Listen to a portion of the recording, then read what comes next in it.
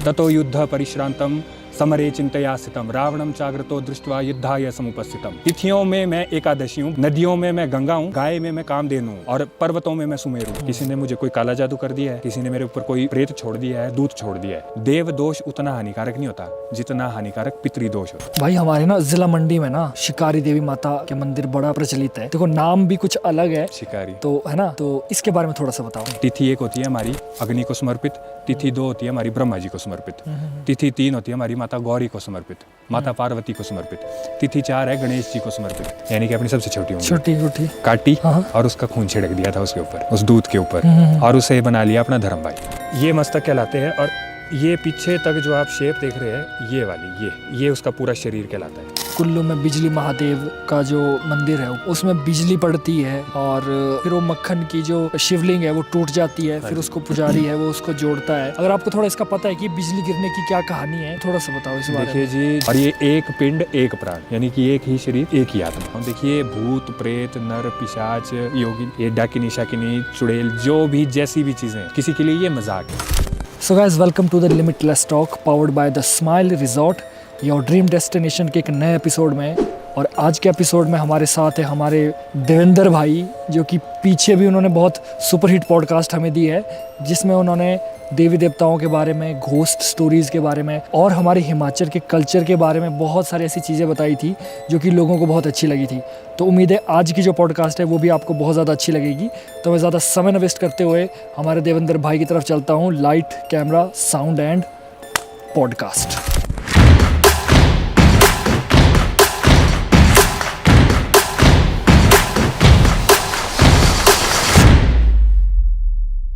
तो देवेंद्र भाई, welcome to the podcast. आज हाथ मिलाई दो भाई। धन्यवाद।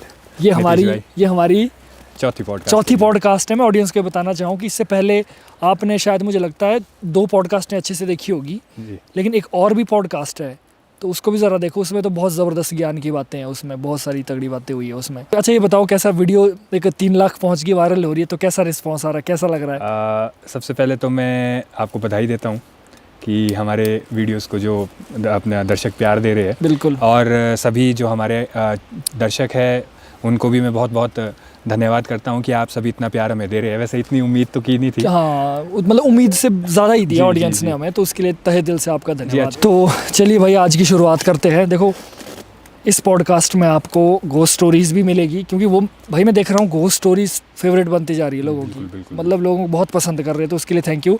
आपके लिए घोस्ट स्टोरीज़ भी होगी, लेकिन इस पॉडकास्ट में आपको देवी देवताओं से रिलेटेड हमारे हिमाचल की जो देव संस्कृति है उसके बारे में आपको बहुत ज़बरदस्त नॉलेज मिलने वाला है। तो चलिए शुरू करते हैं अब एक बार। तो भाई चलो घोस्ट स्टोरी से स्टार्ट करते हैं सबसे पहले, क्योंकि आगे तो बातें बनती जाएगी, मिलती जाएगी, फिर बहुत सारा ज्ञान मिलता जाएगा। कोई घोस्ट स्टोरी बता दो हमारे हिमाचल प्रदेश की। चलिए सबसे पहले शुरुआत करता हूँ। आज ये हमारा वैसे फागुन मास चला हुआ है। फागुन मास जी, और गुप्त नवरात्रि भी इस समय चल रहे हैं हमारे। अच्छा, तो इसको थोड़ा सा बता दो भाई, गुप्त नवरात्रे क्या होते हैं? गुप्त नवरात्रे भाई हमारी जो साल में हमारे ये 4 बार नवरात्रे मनाए जाते हैं। 2 बार ज्ञात रूप में और 2 बार गुप्त रूप में।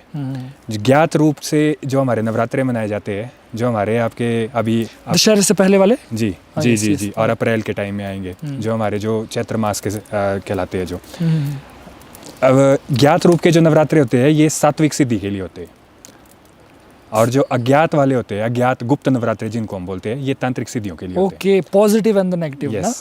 पॉजिटिव नेगेटिव नहीं बोलेंगे, एनर्जीज जो ज्ञात नवरात्रे हमारे हैं ये 9 देवियों की साधना के हैं। जो सौम्य रूप माँ के है, ये 9 देवियों की साधना इनमें की जाती है। और जो हमारे गुप्त नवरात्रे होती है 10 महाविद्याओं की साधना की जाती है इसमें।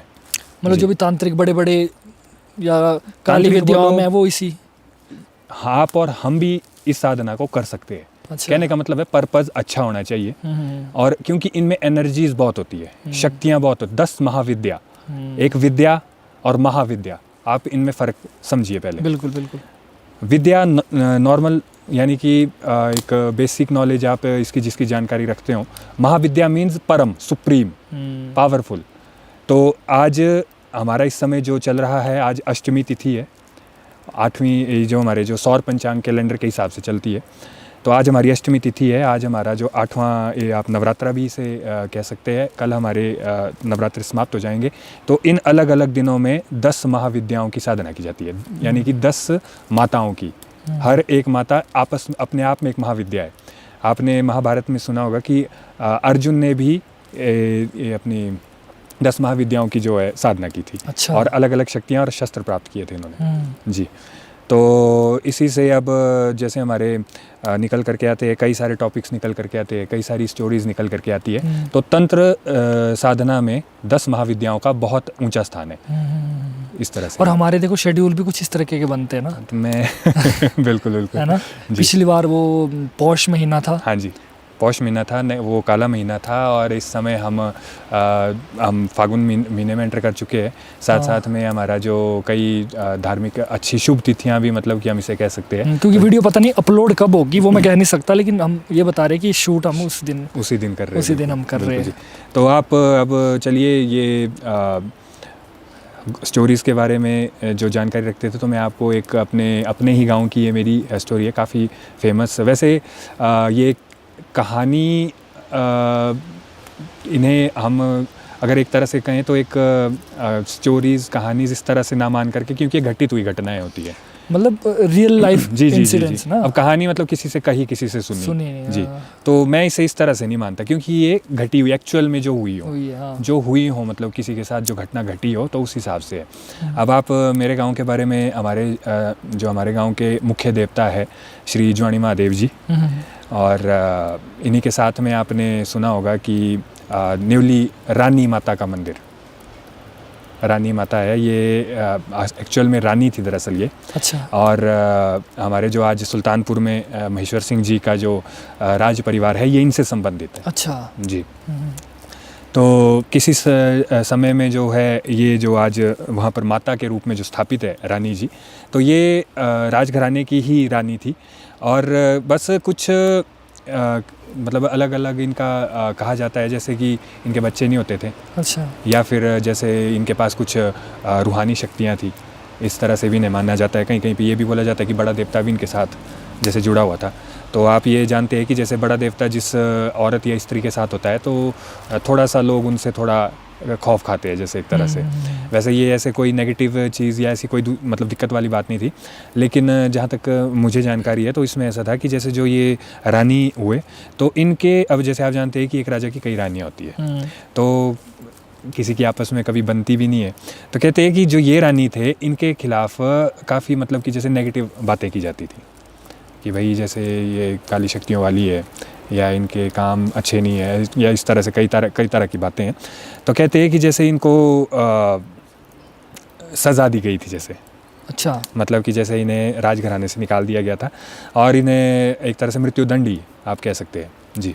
तो इनका मृत्युदंड के तौर पर जैसे इन्हें पहले तो इन्हें राजघराने से निकाल दिया गया, और फिर इन्हें जहाँ तक मुझे जानकारी है, तो इन्हें ज़िंदा दफनाने की दी गई थी एक तरह से। अच्छा। पहले ज़िंदा दफनाने के लिए पहले तो नहीं, पहले इन्हें, हमारा रायसन का इलाका है आज का, तो वहाँ पर कुछ गढ़, एक रामगढ़ कुछ इस तरह से कुछ इलाका है, तो वहाँ पर इन्हें काफ़ी घना जंगल है वहाँ पे। उस समय तो मृत्युदंड दे दिया कि गाड़ दो या निकाला कर दो, एक तरह से वो भी उनके लिए जैसे नुकसान वाली बात होती थी। तो इनको क्या किया था कि वो काफ़ी जंगली इलाका है रायसन के इस इलाके में, तो वहाँ पर इनको छोड़ दिया गया था अकेले ही। अच्छा। छोड़ दिया था इनको कि भाई ये जाए। और तो कहते हैं कि उस इलाके में दूत रहता था, एक दूत। तो वो दूत को कहीं कहीं रामगढ़िया, मतलब ऐसे ऐसे करके भी उसका जैसे नाम आता है, उल्लेख आता है। तो उस दूत के इलाके में इनको छोड़ा गया था, और कहा गया था कि ये दूत जो इनको ख़त्म कर देगा भाई, खा लेगा। अच्छा। क्योंकि वो दूत इतना शक्तिशाली था कि जैसे उसके इलाके में इंसान टिकते नहीं थे। तो उसी जैसे दंड के स्वरूप में जैसे इन्हें भी जैसे वहाँ पर छोड़ दिया गया था। लेकिन कहते हैं कि अब इनके साथ, क्योंकि एक तो बड़ा देवता की भी इनके ऊपर जैसे एक तरह से आशीर्वाद टाइप थी जी, तो कहते हैं कि वो दूत इनका कुछ नहीं कर पाया। अच्छा जी, वो इनका कुछ नहीं कर पाया था। और इसमें ऐसा भी उल्लेख है कि जैसे जब वो इन पे हमला करने के लिए आया था, अब रानी को जानकारी थी, जानती भी थी विद्याओं के बारे में, तो कहते हैं कि उन्होंने अपनी कौन गुट्ठी, यानी कि अपनी सबसे छोटी उंगली गुट्ठी काटी और उसका खून छिड़क दिया था उसके ऊपर। उस दूत के ऊपर, और उसे बना लिया अपना धर्म भाई। अच्छा जी, उसे बनाया था अपना धर्म भाई, और तब वो हटा था पीछे, दूत पीछे हटा, उसने भी स्वीकार किया, क्योंकि अब दूत भी नियम कायदे के पक्के होते हैं, बिल्कुल, वचन इंसानों से दिया ज़्यादा। या वचन दिया तो वो भी उसको फॉलो करते थे।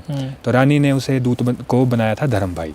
ये बात जब राजघराने तक पहुंची थी तो वहाँ बड़ी खलबली मच गई थी, क्योंकि उनका पर्पस था कि इनका एक तरह से खात्मा हो जाए, लेकिन वहाँ पर उन्हें पता चलता है कि ये तो बच भी गई, और उससे जो दूत है वो दूत उल्टा इन्होंने अपने फेवर में कर दिया।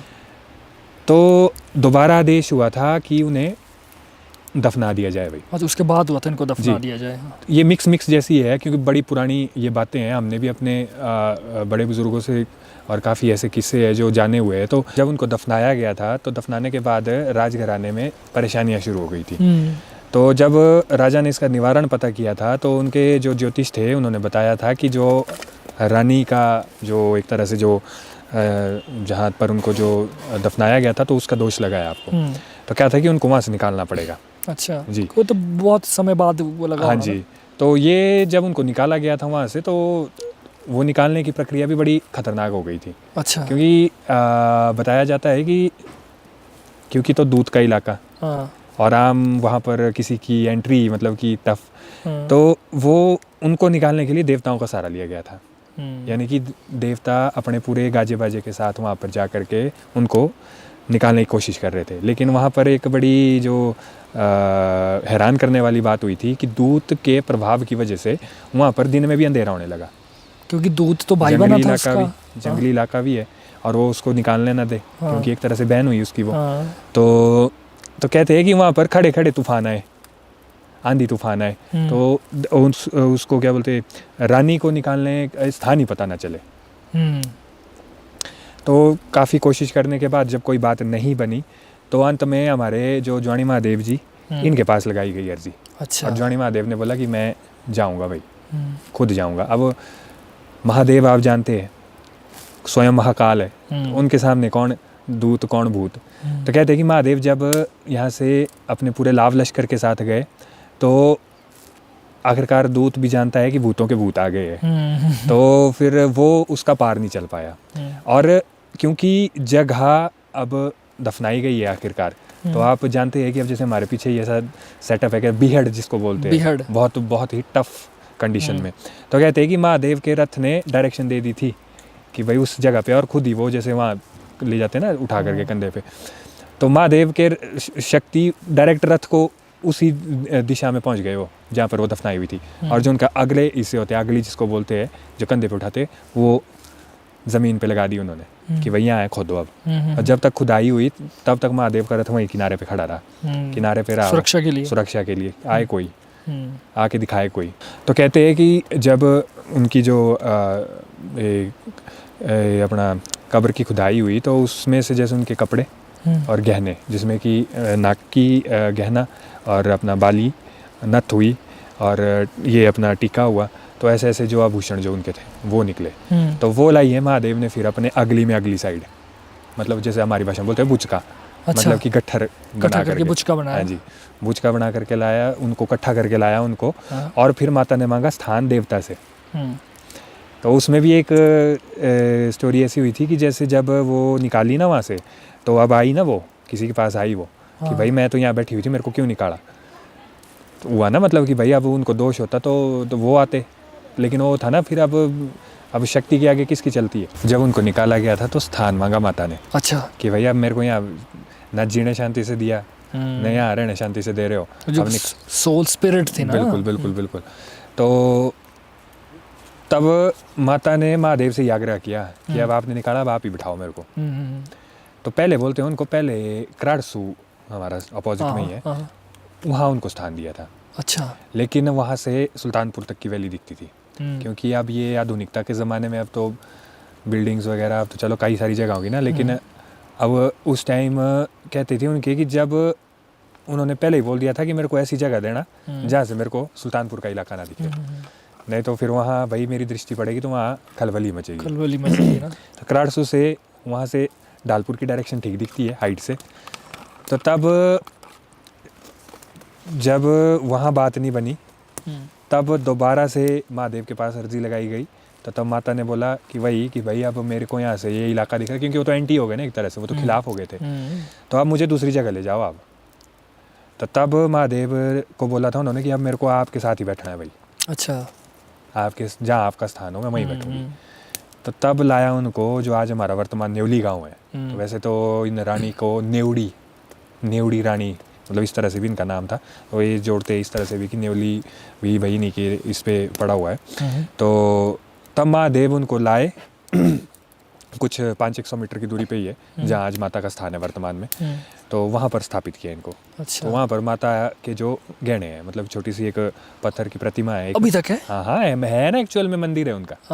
मंदिर है एक्चुअल में। अगर कोई अब जैसे कोई अगर अब आ जाते हैं कि नहीं ये तो पॉसिबल नहीं है, होता है ना कहीं हमारे पास कोई बुद्धिजीवी ऐसे आधुनिकता के ज़माने में नहीं मानते इन चीज़ों को, तो वो जो दूत है, तो जैसे जो उसका जो इलाका गढ़िया कुछ इस तरह से बोलते हैं उसको, तो वहाँ के निवासी भी है, बल्कि वो भी एक्चुअल में इस सारी बात को अच्छे से जानते हैं, वो भी वहाँ मौजूद है इलाके में। और माता का जो स्थान है अब जैसे ज्वाणी महादेव के मंदिर के थोड़ा सा ही दूरी पे है ये, तो वहाँ पर माता जैसे एक छोटा सा पानी का कुंड है, मंदिर है, अच्छा मंदिर है माता का और छोटा सा, और माता की जैसे प्रतिमा जैसे हमारे काले पत्थर पर उनकी जो जैसे एक आकृति है, और उसमें ही उनके जो वो गहने वगैरह रखे माता हुए के, हाँ जी, नथ वगैरह बाली वगैरह वो सारी है माता की। अच्छा, तो ये माता किस नाम से जानी जाती है? नेवली रानी माता बोलते हैं हम इन्हें। ये तो हमारे ही गढ़ की बात है ना? हाँ जी हमारे गढ़ की बात है ये, और बल्कि बड़े देवता का मंदिर भी वहीं पर ही है। अच्छा, क्योंकि ये साथ ही था ना इनके। देखो ना, इतने आसपास की बात है, लेकिन भाई मैं सच्ची लोगों को पता होगा नहीं होगा, लेकिन मेरे को नहीं था इस बात का पता। मैं तभी आपके पास यही मैं क्लियर बात कर रहा हूँ ऑन कैमरा ही, कि अगर किसी को इनके बारे में और जानकारी लेनी है, दर्शन करने हैं माता के, तो माता हमारे जो नेवली गाँव है, ज्वाणी, यहाँ पर महादेव जी विराजमान है हमारे। ये देखिए ज्वाणी महादेव जी, बिजली महादेव जी, हमारे पिरडी के महादेव जी, पिरडी में आपको पता है हमारे माहौल के साथ वाला इलाका है जो, तो इसके बाद लराई महादेव जी, लराकेड़ों के महादेव हुए हमारे। उसके बाद हमारे चौहकी महादेव जी, मणिकर्ण वैली में इनका इलाका है। तो ये मुख्य रूप से जो महादेव के जितने भी जो रूप है, ये शक्तिशाली रूप है। तो अब जो जैसे बिजली महादेव जी हमारे मुख्य हो गए, घाटी के मुख्य देवता हो गए। तो अब इनके बारे में अब आपको अगर जैसे मैं थोड़ा सा अगर मैं जानकारी दूं, तो जो रथ होता है ना इनका, महादेव जी का जो रथ है पूरा, जिसके ऊपर मुख वगैरह जो गहना वगैरह सजाया जाता है, कपड़ा वगैरह पूरा, जो आप रथ इस वक्त एक्चुअल में जो आप देखते हैं, हाँ। तो इनकी भी स्टोरी है, वो भी बहुत बड़ी पुरानी है, बड़ी शानदार भी वो जो बातें हैं। तो महादेव जी का जो रथ है, ये रथ ज्वाणी महादेव जी को और पिरडी महादेव जी को ये ट्रांसफ़र होता है। अच्छा, जब नया रथ तैयार किया जाता है, तो जो पुराना वाला होता है ना, वो पुराना वाला जैसे शिफ्ट होता जाता है वो, मतलब ये प्रोसेस काफ़ी लंबे टाइम के बाद होता है ये, क्योंकि जिस लकड़ी से रथ तैयार किए जाते हैं ये बड़ी मजबूत लकड़ी होती है, और ये आसानी से मतलब ख़राब नहीं होती, और पावर भी इनमें बहुत होती है, क्योंकि इनकी प्राण प्रतिष्ठा की जाती है पूरे अच्छे तरीके से। तो जब ये एक तरह से प्रतीक स्वरूप में, तो हमारे जो ज्वाणी महादेव जी है, इनकी यही बताया जाता है कि जैसे जो बिजली महादेव जी का जो रथ है, ये ज्वाणी महादेव जी को और पिरडी महादेव जी को मतलब बारी बारी, जैसे कुछ सालों बाद जैसे ज्वाणी महादेव जी को और कुछ सालों बाद पिरडी महादेव जी को, और ये एक पिंड एक प्राण जी, यानी कि एक ही शरीर एक ही आत्मा ना। हाँ, आपको ये कुछ इसके बारे में थोड़ा पता है? जैसे हमारे कुल्लू में बिजली महादेव का जो मंदिर है ऊपर, हाँ जी, उसमें बिजली पड़ती है जी, और बहुत रील्स भी देखी है मैंने, और हमें तो खैर पता ही है, लेकिन जैसे बिजली पड़ती है ना, तो फिर वो मक्खन की जो शिवलिंग है वो टूट जाती है, फिर उसको पंडित, वहाँ का जो पुजारी है वो उसको जोड़ता है। तो क्योंकि हमारी जो पॉडकास्ट है वो हिमाचल में भी देखते हैं, हिमाचल से बाहर भी देखते हैं, जी। तो मैं ज़रूर बोलना चाहूँगा कि हमारे बिजली महादेव मंदिर को ज़रूर विज़िट करें। इस स्टोरी सुनने के बाद आप पक्का होगे। अगर आपको थोड़ा इसका पता है कि बिजली गिरने की क्या कहानी है, तो थोड़ा सा बताओ इस बारे में। देखिए जी, जब जालंधर असुर के बारे में आप जानकारी रखते हैं? सॉरी, जलंधर, हाँ। जिसे जल ने धारण किया। अच्छा, ओके, जी, जलंधर, ओके, या जल के अंदर, या जिसे जल ने धारण किया। इंद्र, जब महादेव क्रोधित हुए थे इंद्र से, महादेव क्रोधित हुए थे इंद्र से, तो उन्होंने इंद्र को एक तरह से भस्म करने के लिए त्रिनेत्र से अग्नि छोड़ दी थी। अच्छा। जी। आप अब कई हमारे माइथोलॉजी जो इंद्र को एक नेगेटिव किंग के बारे में भी दिखाती है, लेकिन चलिए एक्चुअल में ऐसा नहीं है। भोग विलासी इंद्र को बता दिया जाता है, लेकिन वो देवताओं के राजा भी हुए। अब चलिए शक्ति जिसके पास आती है तो अभिमान भी उसे हो जाता है। शक्ति रावण के पास भी थी, उसे भी अभिमान हुआ। शक्ति इंद्र के पास, यानी कि वो राजा हुए। अब ये तो देव और असुर, आप सिंपल मानव, अगर हम आपके बीच में से भी हमारे एंशिएंट कई ऐसे राजा महाराजा हुए, शक्तियों के मद में चूर होकर के आप ऐसी कई कहानियां सुन चुके हैं कि वो किसी तरह के उल्टे काम करते थे। सेम वे में एक किस्सा आता है जिसमें कि इंद्र से भगवान महादेव क्रोधित हुए थे। तो उन्हें दंड देने के लिए महादेव त्रिनेत्र से ज्वाला उनके ऊपर छोड़ दी थी। तो कहते हैं कि इंद्र भागता फिरा था सारे में। पूरी सृष्टि में भागते फिरे इंद्र। हाँ, तो महादेव ने जब जी अपना एक बार जब उनके पीछे वो ऊर्जा का जो एक तरह से उल्का पिंड जो उनकी त्रिनेत्र से निकला था, और वो जो एक बार निकली तो वो फिर भस्म करके ही छोड़ेगी। वो तो फिर वही है ना, वो खत्म, एनर्जी खत्म नहीं होगी, उसको सिर्फ डाइवर्ट किया जा सकता है। बिल्कुल। इंद्र पूरी सृष्टि में भागे थे उस समय उस ऊर्जा से बचने के लिए। तो कहते हैं कि जब उससे वो पार नहीं पा सके, मतलब कि उससे बचाव नहीं कर पा रहे, तो वो हट करके महादेव के चरणों में आके गिरे थे। जी। महादेव के चरणों में आके गिरे। तो एक चीज़ आपने हमेशा ध्यान, आपने इसमें देखा होगा, आपने नारायण जी के सुदर्शन अस्त्र के ऊपर भी आपने ये देखा होगा कि चाहे ब्रह्मा जी का ब्रह्मास्त्र हो, नारायण जी का सुदर्शन चक्र हो, महादेव का त्रिशूल हो, इन त्रिदेवों की महाशक्ति अगर ये कभी भी किसी के ऊपर इसका कर देते थे, अगर इसका उपयोग, तो कहते थे कि ये सिर्फ और सिर्फ तभी रुकती थी अगर इसके समक्ष आप घुटने टेक दें। अच्छा जी। ये इन त्रिदेवों की ऐसी महान शक्तियाँ, ब्रह्मा जी का ब्रह्मास्त्र, नारायण जी का सुदर्शन चक्र, महादेव जी का त्रिशूल, अगर इनसे बचना है, अगर या तो इन्हें अगर संहारक के रूप में छोड़ दिया गया, आप तभी बच सकते हैं अगर आप साष्टांग प्रणाम करें, घुटने टेक दें, तो ये वहीं पर स्थिर हो जाती थी। और अपने, यानी कि जिनके द्वारा ये छोड़ी गई है, उनके आदेश तक ये हिलती नहीं थी। सेम वे में इंद्र के ऊपर जब महादेव की क्रोधाग्नि गिरी थी, क्रोधाग्नि जब उनके ऊपर छोड़ी गई थी, तो वो हट करके जब महादेव के चरणों पे आए थे तो उन्होंने क्षमा मांगी थी महादेव से, और कहते थे कि वो ऊर्जा स्थिर हो गई थी। जो ऊर्जा महादेव के त्रिनेत्रों से निकली थी वो स्थिर हो गई थी। तो क्षमा उन्होंने की। अब महादेव है भोले, एक लोटा जल चढ़ा करके भी महादेव आपको आशीर्वाद दे देंगे। तो महादेव है भोले, इंद्र ने क्षमा याचना की, महादेव शांत हुए। तो महादेव ने यही कहा कि जो ऊर्जा मैंने एक बार छोड़ दी वो मैं वापस नहीं ले सकता। तीर कमान से निकल गया है तो वो तो जाएगा लक्ष्य की ओर ही। तो महादेव ने और अन्य देवताओं ने जब इंद्र ने और अन्य देवताओं ने जब महादेव से प्रार्थना की कि इंद्र है, राजा है, राजा के ना रहने पर स्वर्ग की क्या स्थिति हो सकती है, तो महादेव ने इस पर विचार किया और कहते हैं कि उन्होंने जो उनकी ऊर्जा थी उसे समंदर में कर दिया। समंदर में उनको क्या बोलते छोड़ दिया था, क्योंकि उस ऊर्जा की जो ताप, एनर्जी की जो हीट, वो सिर्फ और सिर्फ जल के द्वारा ही कंट्रोल हो सकती थी। जी। तो वो जो ऊर्जा का जो अंश था, वो ऊर्जा का अंश जलंधर के रूप में बना था। अच्छा जी। क्योंकि उसे उस ऊर्जा को, यानी कि वो एक मृत पिंड नहीं था, उसमें जीवन था, उसमें अग्नि थी।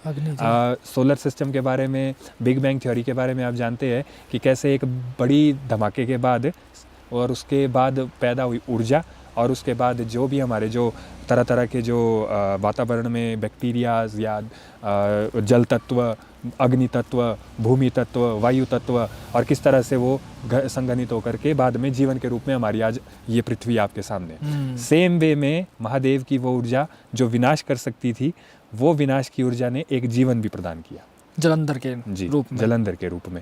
और इसके बारे में ऐसा भी उल्लेख आता है कि जैसे समंदर में रहने वाली ही, जिन्हें आप जलपरियां कह सकते हैं, इन्हीं में से किसी एक ने उसे धारण किया था। अच्छा, ओके। इनमें से ही उस ऊर्जा को किसी एक ने धारण किया था, और वो जैसे मत्स्य कन्या के गर्भ से जलंधर हुआ। जी। इसके बड़े डीप, मतलब कि जो गहराई से अगर आप इसके बारे में जानकारी करेंगे, क्योंकि हमारे पुराण और हमारे जो नॉलेज के जो सोर्सेज होते हैं, इन्हें स्टोरी के रूप में लिखते हैं, कहानी के रूप में, और कई ऐसे लिंक छोड़ देते हैं जो मतलब कि आपको बहुत ही गहराई में मिलेंगे, मतलब बस लिख देंगे कि वहाँ पर वो पिंड गिरा और पानी में से जलंधर पैदा हो गया। एक्चुअल में ऐसा नहीं हुआ, वो भी पूरा एक बच्चे की तरह, मतलब शिशु की तरह परफॉर्म हुआ। उसकी भी डिटेल हिस्ट्री जी, है। उसकी भी डिटेल हिस्ट्री है। ये तो बस थोड़ा टाइम को छोटा करने के लिए और इजीली आदमी को समझ आ सके, तो इस तरह से इसको तैयार किया जाता है और आगे को बता दिया जाता है। तो मत्स्य कन्या के द्वारा या इस तरह से आप इसको समझ सकते हैं, क्योंकि जब कोई जैसे एक तरह से हमारा जो ऊर्जा जो होती है वो भी एक सोर्स में बैठती है, उसी के बाद उसमें जीवन पनपता है। बीज होगा, मिट्टी में जाएगा, तभी वो फूल, पेड़, पौधा बनेगा। इसी प्रकार से जो ऊर्जा का वो पिंड था वो भी बाद में शिशु रूप में आया। तो वो जो जलंधर हुआ, वो जलंधर जिसे महादेव का अंश भी कहा जाता है, और क्योंकि वो क्रोध की अग्नि से पैदा हुआ था, क्योंकि वो क्रोध की अग्नि से पैदा हुआ था, वो भी इंद्र को ही एंटी हो गया था। अच्छा जी, क्योंकि इसमें ऐसा आता है कि जो जलंधर की माता हुई थी, जलंधर की जो माता हुई थी भाई, वो कुछ दुर्घटनावश इंद्र की वजह से उनका नुकसान हुआ था। क्योंकि इंद्र जानता था कि ये जलंधर महादेव का अंश है, अगर कल दिन को तपस्या करेगा तो मेरे स्वर्ग का सिंहासन छीन सकता है ये। जी, इतने दूर की सोचता था। जी, और इंद्र ने काफ़ी कोशिश की थी जलंधर का एक तरह से संहार करने के लिए। जी, लेकिन इसी जो उछल कूद में वो जैसे वो जलंधर को ना करके वो जैसे जलंधर की माता को हानि हुई थी जैसे। तो फिर जब जलंधर को पता चला था तो वो इंद्र के महाविरोधी हो गया था फिर। अच्छा, जलंधर। जी, अब आप जानते हैं, अब धर्म को या सृष्टि के संचालन में अगर किसी तरह की कोई दिक्कत आती है तो फिर त्रिदेवों के ऊपर इसकी जिम्मेवारी आती है। तो क्या ये स्टोरी हमारी बिजली महादेव से कनेक्ट होती है? बिजली महादेव से ये इस तरह से कनेक्ट होती है, ये होती है बिजली गिरने से कनेक्ट। हाँ। महादेव एक ही है, रूप उनके अलग अलग, कहीं पे वो सौम्य रूप में है, कहीं पे वो उग्र रूप में है। ये दरअसल मैंने आपको जो थोड़ा लंबे वे में थोड़ा आपको बताया, नहीं कोई दिक्कत नहीं, ये इसलिए बताया कि अब हम आएंगे बिजली महादेव कि भाई कैसे वो बिजली महादेव कहलाए। जलंधर से जब उनका युद्ध हुआ था, क्योंकि जलंधर यहीं पर ये आता है हमारा, जलंधर से लेकर के ये तक का इलाका। अच्छा, जलंधर। ओके जी, ओके। ये जलंधर का जो हमारा जो साम्राज्य बोलते हैं, हमारे जो पंजाब के ऊपर से यानी कि चंडीगढ़ जलंधर से होकर के यहाँ तक के इलाके। जलंधर के साथ किसका युद्ध हुआ था? महादेव का। जलंधर तो खुद महादेव का अंश था। महादेव का अंश था ना, लेकिन वो जुड़े अधर्म की ओर। ओके, वो नेगेटिव में चले गए, वो आए असुरों की ओर। Okay okay okay. वो उनका साम्राज्य आया असुरों की ओर। आप देखिए ना किस तरह से जो हमारी जो बातें मतलब एक के बाद एक जुड़ती जा रही है। बिल्कुल बिल्कुल। अब आपने मुझसे पूछा बिजली के बारे में, हम सब बोलते हैं बिजली महादेव, लेकिन बिजली महादेव हुए तो कैसे हुए? है तो वो महादेव ही, है तो वो महादेव ही। हमारे आराध्य बिजली महादेव, वो यहाँ पर बिजली का नाम कैसे उनके साथ जुड़ा? बिजली एक तरह से आप बोलेंगे तो जो इंद्र का वज्र है, बिजली उसमें, क्योंकि वो तूफान का देवता है, क्योंकि वो बिजली का, बारिश का, बादलों के देवता हुए इंद्र। तो लेकिन सेम वे में अब महादेव जो महाशक्तिशाली हमारे भगवान हुए, लेकिन जलंधर भी कम नहीं था। कहते थे कि वो भी त्रिशूल धारण करता था। अच्छा जी, क्योंकि आखिरकार पिता की छवि कहीं ना कहीं तो मैच करेगी, लेकिन वो त्रिशूल धारण करता था उल्टे हाथ में। अच्छा जी, ऐसे। अब महादेव है सीधे हाथ में, हाँ। तो वो उसके हाथ में तो था उल्टे हाथ में त्रिशूल। और क्या ऐसा भी है कि जो उसके जो गुण थे वो काफी हद तक महादेव की तरह थे, काफी हद तक। शक्ति भी उतनी होगी ऑलमोस्ट उतनी, तो बस एक त्रिनेत्रधारी नहीं था वो। त्रिनेत्रधारी नहीं था, क्योंकि त्रिनेत्रधारी या तो माँ शक्ति है या तो फिर महादेव है, इन दोनों के अलावा और कोई नहीं। तो जब इंद्र के बचाव में या सृष्टि के संचालन में किसी तरह की बाधा ना आए, उसको रोकने के लिए जब महादेव और जलंधर का आपसी टकराव हुआ था, तो वो यही इलाके थे हमारे। अच्छा, वो यही इलाके थे। आज के समय में जो वर्तमान में हम अपनी जो मथान की पहाड़ियों में, यानी कि हमारी जो पूरी खराड़ वैली आती है, ये आती है आपकी, देखो जिया और व्यास का जो संगम आता है, इसका जो सीधा सामने पहाड़ दिखाई देता है बिजली महादेव, जहाँ स्वयं विराजमान है। और अब ये जो बिजली महादेव जी हमारे विराजमान है ना, अब ये भी कोई ऐसे ही नहीं है कि मतलब किसी बिना किसी बात के यहाँ स्थापित हो गए। जलंधर को गाड़ दिया इन्होंने यहाँ पे। अच्छा, ऊपर जी, जलंधर को ये कहते हैं कि मैं बैठा हूँ जलंधर के मस्तक पे। अच्छा, जलंधर के सर पे बैठा हूँ मैं, और जलंधर है जीभ निकाल के बैठा हुआ। जी, तो जलंधर को कहीं कहीं पर लोक मान्यताओं में सर्प के रूप में भी मानते थे। अच्छा, आधा इंसान और नीचे उसकी जो बॉडी हुई वो हुई सर्प की। जी, सांप की तरह लहराती हुई पूंछ वाली। बिजली महादेव और जलंधर का युद्ध बहुत ज़बरदस्त हुआ था नेचुरली जी। कई प्रकार के अस्त्र शस्त्रों का प्रयोग हुआ था यहाँ पे। और जब महादेव ने अंत में इसका संहार किया था तो त्रिशूल गाड़ा था महादेव ने, और महादेव ने किया था बिजली का आवाहन। ओके जी, महादेव ने किया बिजली का आवाहन, मीन्स बहुत बड़े लेवल पे, बहुत पावरफुल। जो आज हम ये जो बिजलियाँ गिरती देखते हैं ना, ये तो उसका 1% है। अब कोई महाशक्ति, 2 महाशक्तियाँ टकरा रही है आपस में, और एक महाशक्ति का संहार करना हो तो कितनी बड़ी एनर्जी चाहिए उसके लिए। वो तो इमेजिन नहीं हो सकता। जो बिजलियाँ आप और हम आज के वर्तमान समय में आप और हम देख रहे हैं ना यहाँ गिरती हुई, ये तो बहुत 1% हिस्सा है। 0 point something होगा। मैं बोलूँ उतनी भी नहीं है। हाँ। लेकिन चलिए मान के कि भाई 1% 1% उस पावर का। तो बिजली का आवाहन किया था और उस बिजली से ही कील दिया था उसको, और कहते हैं कि मस्तक पर प्रहार किया इसके, और ये जैसे धराशायी हो गया था उस प्रहार के साथ। और इसका जो मुख है वो है हमारा वर्तमान का जो इसका सर है, मतलब मस्तक है। वर्तमान की जो पहाड़ी है हमारी, ये मस्तक जलंधर का कहलाते हैं। और जो इसकी बॉडी है ना, वो मतलब लेटी हुई अवस्था में वो निकलती है हमारी ऊपर, हमारी नगर से भी ऊपर तक। अच्छा, अगर हम इस तरफ से अगर हमारी बिजली महादेव की पहाड़ी को देखें तो वो शेप बनती है, सिर बनता है हमारा दक्षिण की ओर। अच्छा। और इसका जो पाँव की ओर का हिस्सा जाता है वो जाता है उत्तर तक। और मैक्सिमम जैसे कई बार जैसे भूकंप वगैरह की गतिविधियाँ होती है ना, ये तो चलिए, ये तो हमारे मतलब कि बड़ी एंशियंट जो हमारी बातें हैं, लेकिन बोलते हैं कि इस वैली में अगर आपको, खराड़ वैली में अगर आपको हिलन महसूस होगा ना, हिलन हमारी भाषा में बोलते हैं, हिलन भूकंप, अगर आपको यहाँ भूकंप लगा ना, तो हमारे सियाने बोलते थे कि एला जलंधर हिलदा, जलंधर लुकदा लगा सा भाई, क्योंकि वो पूरी तरह से मरा नहीं है। आखिरकार इतना विशाल का है, इतना महाशक्तिशाली अगर कोई हो, ये तो किलित हुआ है, सिर्फ किलित हुआ है ये।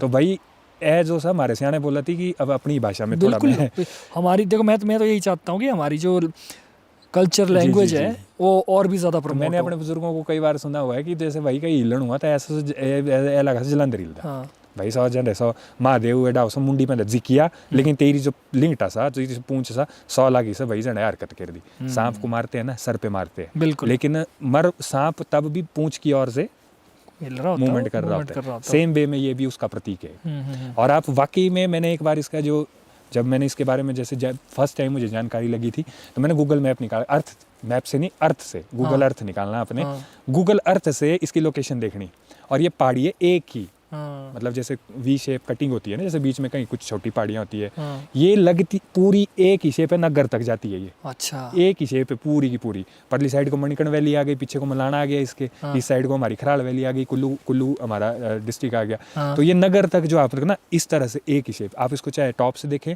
कंप्यूटर स्क्रीन पे देखें, बढ़िया तरीके से दिखती है। इसको जरा स्क्रीनशॉट लेके ना, स्क्रीनशॉट है कि मतलब कि अगर कोई अभी मोबाइल से देख ले तो अभी भी आपको दिखा सकता हूँ। इसकी ए पीछे एक दिखती है, ये मस्तक है जहाँ पे महादेव ने जालंधर को किलित किया था।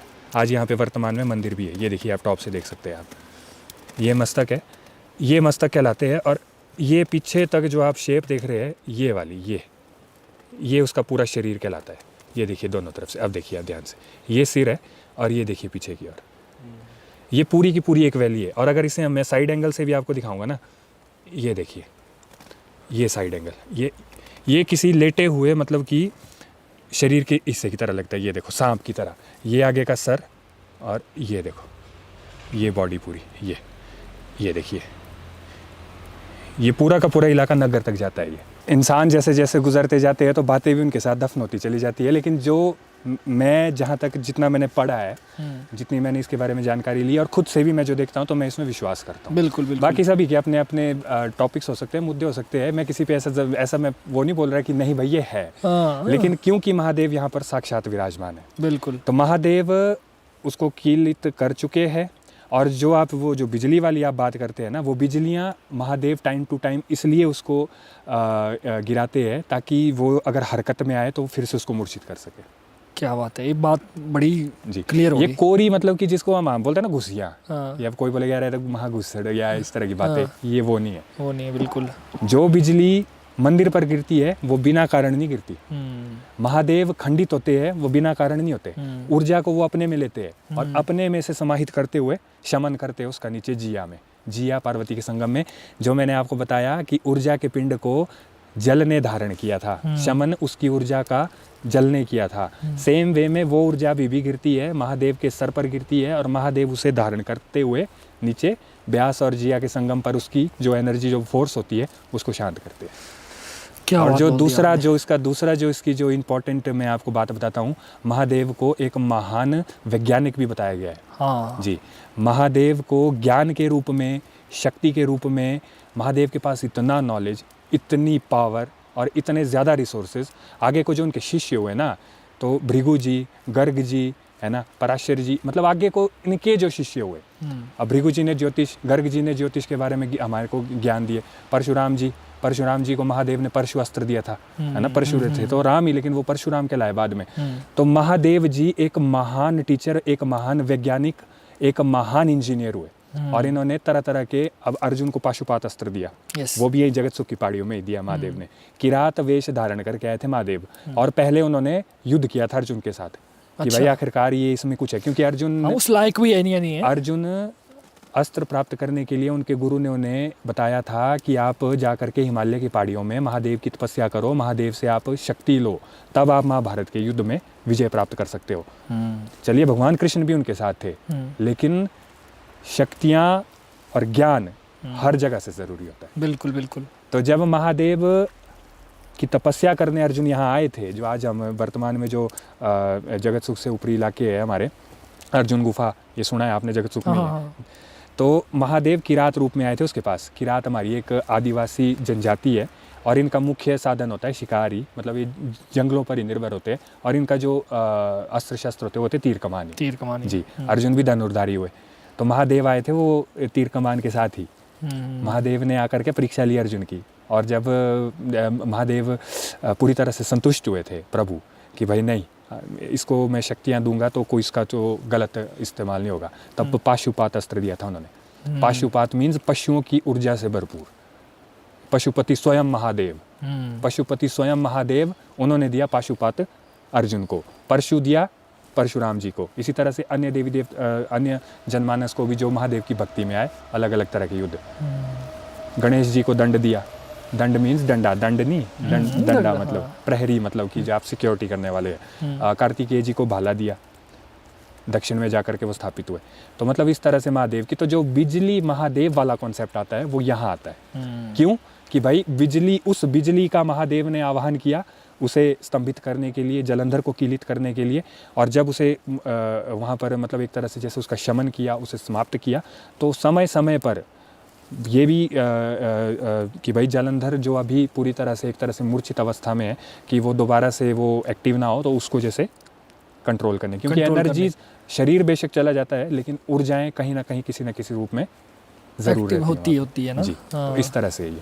तो मुझे लगता है मेरा बिजली महादेव का जो ये जो पॉइंट था, मेरे सच बात बोलूं तो मुझे इस बारे में बहुत कम बातें पता थी। कई बातें ये आपके साथ साथ मैं हूँ, कई भाई हमारे ऐसे होते हैं, नहीं होती नॉलेज। लेकिन वही बात आती है, आप बैठेंगे, पढ़ेंगे, श्रद्धा भाव से अगर आप इसको समझना चाहेंगे, आपको इजीली मिल जाएगी। लेकिन वही वे में कि अगर आप इसका मजाक या फिर किसी दूसरे वे में, तो फिर आपको नॉलेज भी वैसा ही मिलता है। तो जो साक्षात रूप में शक्ति में विराजमान है वो है महादेव जी, बिजली महादेव के। महादेव, मैं आपको फिर बोल रहा हूँ, महादेव सबके लिए एक महादेव, लेकिन जैसे जैसे उन्होंने काम किए, जैसे जैसे उन्होंने अपने रूप, उस हिसाब से वो उस सिचुएशन के हिसाब से जब जो उन्होंने काम किया ना उसी। जी, तो वो जो उन्हें महान इंजीनियर वाली, और जो मैंने लालचंद प्रार्थी जी की आपको एक बार कविता भी अपने फर्स्ट पॉडकास्ट में सुनाई थी कि पीता है बिजलियों को वो महादेव, बिजली महादेव की पहाड़ियों पे, और करता है शमन उनका जिया और पार्वती के संगम पे। स्वपिबात, स्वयं पीने वाला, महादेव को स्वपिबात संस्कृत वर्ड है ये, स्वयं पीने वाला, यानी कि उस ऊर्जा को, उस बिजली को स्वयं पीने वाला।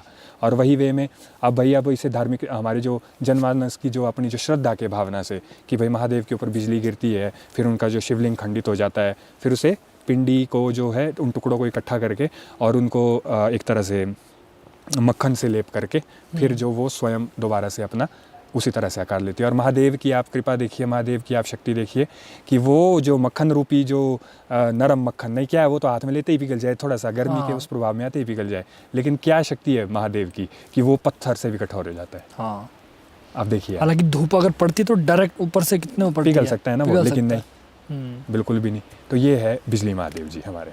है ना। तो प्रणाम है बिजली जय महादेव जी बिजली को। महादेव। हम तो बिजली महादेव के गढ़ में ही रहते हैं। अरे हम तो, मैं बोल तो रहा हूँ, 1% भी नहीं है उसका, उस ऊर्जा का 1% भी नहीं है। हाँ। तो आज जो भी आंधी तूफान, आप बिजली महादेव पे जाते हैं तो हवाएं, आप हवाओं का जोर देखते हैं, अलग ही लेवल की हवाएं होती है वहाँ, अलग ही तरह की। तो कहते हैं कि भाई एक भयंकर शक्तियों के बीच में जब युद्ध होता है ना, तो उसके जो प्रभाव होते हैं, उस युद्ध की शक्तियों से जो एनर्जीज निकलती है, उसका असर रहता है सालों साल तक।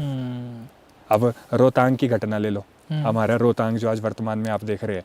अब रोहतांग के बारे में कुल्लू घाटी के लोगों के जनमानस की अलग स्टोरीज है, और हमारे जो लाहौल के हमारे जो बुजुर्ग रहे हैं उनकी अलग स्टोरीज है। क्या स्टोरी बताओ ज़रा। ग्यालपो गेसर राजा हुए तिब्बत के, इसके बारे में आपको जो है इंटरनेट के ऊपर डिटेल में जानकारी मिलेगी। ग्यालपो गेसर, और उनके साथ एक माता थी अन्य गुरमन ग्यालमो। अन्य मीन्स इन्हें ये दादी या बुआ कुछ इस इतने तरह नाम से। कैसे याद रहते हैं आपको? ये तो चलिए कंटिन्यू। ग्यालपो गेसर जी, ये बड़े, इनकी शक्तियाँ थी इनके पास। ग्यालपो गेसर जी के पास शक्तियाँ थी, तो कहते थे इनके पास होता था एक चाबुक, और वो चाबुक से ये मतलब इतनी पावर होती थी उससे कि ये पत्थर को भी तोड़ सकते थे मतलब। और घोड़ा था इनके पास उड़ने वाला। अब ये उड़ने वाला का भी मैं एक थोड़ा सा क्लियर कर देता हूँ। उड़ने वाला मीन्स ये नहीं कि उड़ ही जाता था वो, मतलब उसकी रफ्तार इतनी होती थी कि वो हवा से बातें करता था। रफ्तार मीन्स उसके पास तेजी। महाराणा प्रताप के घोड़े के बारे में आपने, चेतक के बारे में आपने जानकारी रखी होगी, जो कि लगभग 60 मीटर का जो नाड़ा लांग गया था जब अंग्रेज उनके पीछे पड़े थे। तो अपने मालिक को बचाने के लिए 60 या 80 मीटर का आता है इसका उल्लेख। वो लांग गया था, वो 80 मीटर बड़ा भारी होता है, बहुत होता है 80 मीटर। घोड़ा लांग गया था अपने वो राजा समेत ही। और बाद में उनको सम्मान देने के लिए चेतक स्कूटर निकले थे फिर देखो। तो वो चेतक, वो उस चेतक घोड़े से आता था वो। तो ये आए थे एक बार तिब्बत से भ्रमण करते हुए लाहौल की ओर को, केलांग होते हुए आए थे ये, स्पीति होते हुए ये पहुँचे। आज जो हमारा खोखसर है वर्तमान में, इस इलाके में पहुँचे थे ये।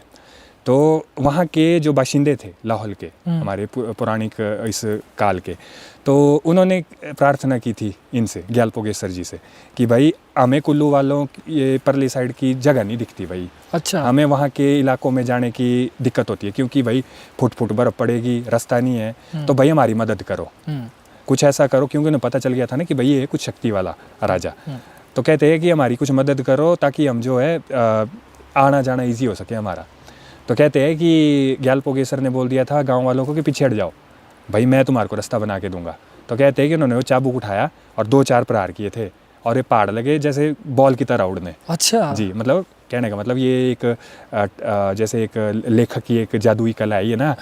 पहाड़ों का उड़ना मीन्स कि मतलब कटिंग इतनी ज़बरदस्त होने लगी कि मतलब धूल लगा होने, मतलब बड़े बड़े टुकड़े लगे, मतलब कि जैसे आजकल हमारी जेसीबियाँ कटर करती है ना पत्थरों को, तो मतलब उनके चाबुक से वो जैसे वो पहाड़ों में लगे जैसे दरारें आने जैसे, एक तरह से जैसे समतल लगे होने वो। तब उनको अन्य गुरमन ग्यालमो ने रोका, उस माता ने रोका उनको कि आप ये मत करो, क्योंकि मैं नहीं चाहती कि मतलब कि जो ये लाहौली सभ्यता, ये परंपरा है, ये स्पीति तिब्बत की जो परंपरा है, ये भाई मिक्स हो जाए कुल्लू में, मिक्स ब्रीड हो जाए। मतलब ना सिर्फ कुल्लू, मतलब अब एक यहाँ से कुल्लू में होगा तो यहाँ से तो आगे भी हो जानी थी फिर तो। कहने का मतलब ये होता है, जो हमारी दैव शक्तियाँ होती है ना, दैव शक्तियाँ उनको पता होता है कि मतलब कि चीज़ों को इस तरह से रखा जाए सजो करके, ताकि ज़्यादा मतलब कि उल्कापात ना हो। अच्छे मकसद के लिए चीज़ों को करना वो कुछ अलग बात होती है, लेकिन अगर उन्हीं शक्तियों का गलत इस्तेमाल होने लग जाएगा तो आप समझ सकते हैं फिर क्या हो सकता है। प्रकृति का नुकसान, मतलब अन्य गुरमन ग्यालमो को आप प्रकृति समझ सकते हैं कि यार जो लाहौल की खूबसूरती है, जो इस इलाके की, इस भूखंड की जो खूबसूरती है, अगर यहाँ पर ज़्यादा आवाजाही होने लग जाएगी ना तो कष्ट होगा यहाँ के लोगों को भी। टेम्परेचर, ग्लोबल वार्मिंग, कई सारी चीज़ें। आज अटल टनल के साथ अटल टनल लाहौल के लोगों के लिए फ़ायदेमंद है, लेकिन क्योंकि टूरिस्ट अंधाधुंध एंटरटेनमेंट मौज मस्ती के नाम पे कूड़ा कचरा और इसी तरह से गाड़ियों का धूल धुआं, नहीं तो क्यों पीछे आपने वो ठारा नाग और हमारे जो राजा गेपन जी और माता बोटी जी, इनकी भविष्यवाणियाँ भी तो आपने सुनी होगी कि लाहौल में ज़्यादा मत करो भाई, ज़्यादा मत करो, नहीं तो भाई हम आपको इसका जो दंड भुगतना पड़ेगा। और आप देखते ही है बाद में मतलब कितने बड़े लेवल पर वहाँ पर भूखंड लैंडस्लाइड हुए। ग्लेशियर गिरते हैं वहाँ पे, आज के नहीं, वो पहले भी गिरे, लेकिन कितने बड़े लेवल पर इलाके पे आपने स्लाइड देखा, और नदियाँ की नदियाँ ब्लॉक हो रही है, जो पहाड़ पर्वत कभी सीजनल आते और वो अब सीजन उनका कोई टाइम ही नहीं है, मतलब टाइम नहीं रहेगा ना, मतलब चीज़ें बदलने लगती है। तो वो जो अन्य गुरमन ग्यालमो हुई ना, उनका मतलब ये था, ये आती है लाहौल की तरफ से रोहतांग को लेकर के कि भाई ग्यालपो गेसर हुए, इसके लिए उन्होंने आए और रोहतांग को उन्होंने थोड़ा सा प्लेन करने की कोशिश करने की की। कोशिश। और दूसरी कहानी आती है हमारे जो चंबा, पंगवाल, किन्नौर, हमारी कुल्लू वाली वालों की साइड से सुनाई जाती है। ये सुनाई जाती है कि महादेव हुए ज्वाई, पर्वतराज हिमालय के। तो लाहौल वासियों ने अब ये बातें फिर से, अब इसको आप कितने खूबसूरती के साथ बोला गया है कि भाई आम जनमानस ने महादेव से प्रार्थना की, सत्य था ना, करते थे ना बात। आज जो गुर की भाषा के साथ बात करते हैं वो बातें डायरेक्ट आप कभी महादेव से करते हो? आज भी चलिए, ये तो है ना, ये तो है। लेकिन सत्य बात कहने की सतयुग, कि भाई सत्य में महादेव भगवान जब स्वयं जो हमारे जो साक्षात एक आप प्रार्थना करें, तपस्या करें और महादेव आपके समक्ष हाजिर हों, तो कहते हैं कि लाहौल वालों ने नाराज़ होकर के, अब चलिए लाहौल आज के ज़माने में नाम है इसका, लेकिन भूखंड तो ये चला आ रहा है ना जब से हमारा जो काल चल रहा है। तो कहते हैं कि यहाँ के बाशिंदों ने प्रार्थना की महादेव से कि आप हमारे ज्वाई हो, नाराज़ हो गए, आप हमारे ज्वाई हो और हमारे को यहाँ पर सुविधा नहीं है, हमारे को जगह नहीं आने जाने को। तो महादेव ने कहा था कि चलो मैं तुम्हारी समस्या का जो है करूँगा, हल करूँगा भाई। तो कहते हैं कि उन्होंने कह दिया था बाशिंदों को कि आपने यहाँ पर मैं काम करूँगा, आपने आना नहीं है यहाँ पे, क्योंकि भाई मेरे इससे जो है काफ़ी एनर्जी निकलती है, मतलब एक तरह से जैसे काफ़ी बड़ा काम होगा ये। तो कहते हैं कि उन्होंने त्रिशूल दंड से, यानी कि जो नीचे का हिस्सा है, गड्ढ गड्ढ गड्ढ, यानी कि वो जो आज हम जो ऐसे मतलब कि जो रोहतांग का जो टॉप देखते हैं ना, आसपास से तो देखो वो किस तरह से पहाड़ी की शेप में, लेकिन ऊपर से वो प्लेन है जी। तो कहते हैं कि महादेव ने वो जैसे दंड मार मार के, जैसे हम किसी, मान लो हाथ में डंडा लिया हुआ और किसी मिट्टी के ऊपर हम, तो उसके बाद क्या सीनरी होती है, मिट्टी, धूल, मिट्टी। तो कहते हैं कि महादेव ने वो दंड मार मार के उसको प्लेन किया रोहतांग को। और कहते हैं कि आज रोहतांग के ऊपर की आप जितनी भी मतलब कि वहाँ की जो एक्टिविटीज़, हवाओं का शोर शराबा, वैसे तो वो एक दर्रा है लेकिन वहाँ पर हवा बड़ी ज़बरदस्त चलती है। तो कहते हैं कि वो जो हवाएं हैं वो महादेव की उस दंड की मार से पैदा हुई जो घर्षण शक्ति थी, उसका असर आज तक है वो। तो ये इस तरह से, अब तो चलो इंसानी रूप में अब तो मशीनें आ गई है, कई सारी चीज़ें, ये तो देवी देवताओं के ज़माने की, अब उनके जो बातें हैं ये मतलब ऐसे ऐसे किस्से हैं, मतलब मज़ेदार किस्से तो नहीं कह सकते इनको, बट भाई हुई एग्जिस्टेंस तो थी। अब एक छोटा सा मैं इसमें एक किस्सा और जोड़ूंगा। मैं गया आपका फर्स्ट टाइम 2014 में गया मैं लाहौल, 2014 में मैं लाहौल गया। तो हम आपके फर्स्ट टाइम आप वैसे तो अब तो चलो जो इस चीज़ की जानकारी रखते हैं, उदयपुर से आगे को जब आप जाते हैं शहर की तरफ, चंबा के इलाकों में जब आप जुड़ते हैं, तो जब मैं फ़र्स्ट टाइम यहाँ से मैंने अपना सिसु से आगे की ओर की यात्रा शुरू की थी, तो पहाड़ियों में से आपको एक शेप दिखती है, एक पहाड़ियाँ ऊंची ऊंची है ना, तो बीच में से आपको जैसे लकीरें दिखती है, जैसे वाइट, जैसे ऐसे 3-4 उंगल की, जैसे काफ़ी बड़ी बड़ी है वो।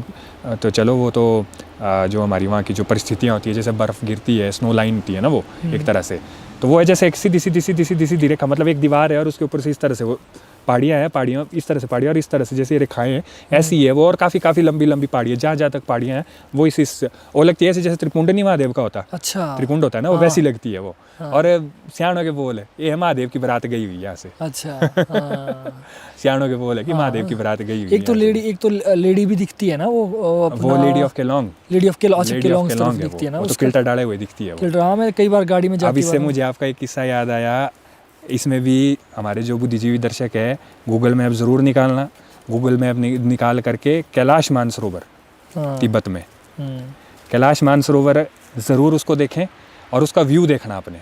आप यकीन नहीं करेंगे, ओम की शेप दिखती है उसमें, ओम की शेप दिखती है ऊपर से। जब हम कैलाश पर्वत को देखते हैं ना टॉप से, ओम की शेप दिखती है उसमें। त्रिशूल, ओम और नंदी, सामने नंदी बैठे हुए। मैं ज़रूर देखूंगा, मेरे को देखना, ज़रूर देखना आपने। मतलब 5-7 तरह की अलग अलग तरह की कलाकृतियाँ दिखती है उसमें। तो जो हुए ना वो कोई कोरी कल्पना नहीं है, जब वो हुए तो हम हुए। बिल्कुल बिल्कुल सही बात है ये। तो भाई मुझे लगता है कि आज जो हमारे देवी देवताओं के बारे में बातें हो रही है ना, मेरे को तो बहुत सारा नॉलेज मिल रहा है जी। और उम्मीद है कि हमारे जो दर्शक है हिमाचल से बाहर है, क्योंकि इतना जैसे मैं देखता हूँ ना, एनालिसिस देखता हूँ ना जी, तो हिमाचल के बाहर से भी बहुत ज़्यादा, इवन कंट्री से बाहर से भी बहुत सारे लोग दिखते हैं हमारे। भाई होना भी चाहिए। आज जिन जगह पे हम रह रहे हैं, जिन इलाकों में हम रह रहे हैं, अब चलो अब तो उनके नाम जैसे पढ़ते हैं, पहले तो देवी देवताओं से डायरेक्ट, अब जो शिमला का हमारा इलाका था महासू, ये तो महासू जो जगह हुई ये हुई देवता के नाम पे। 4 भाई महासू है ये।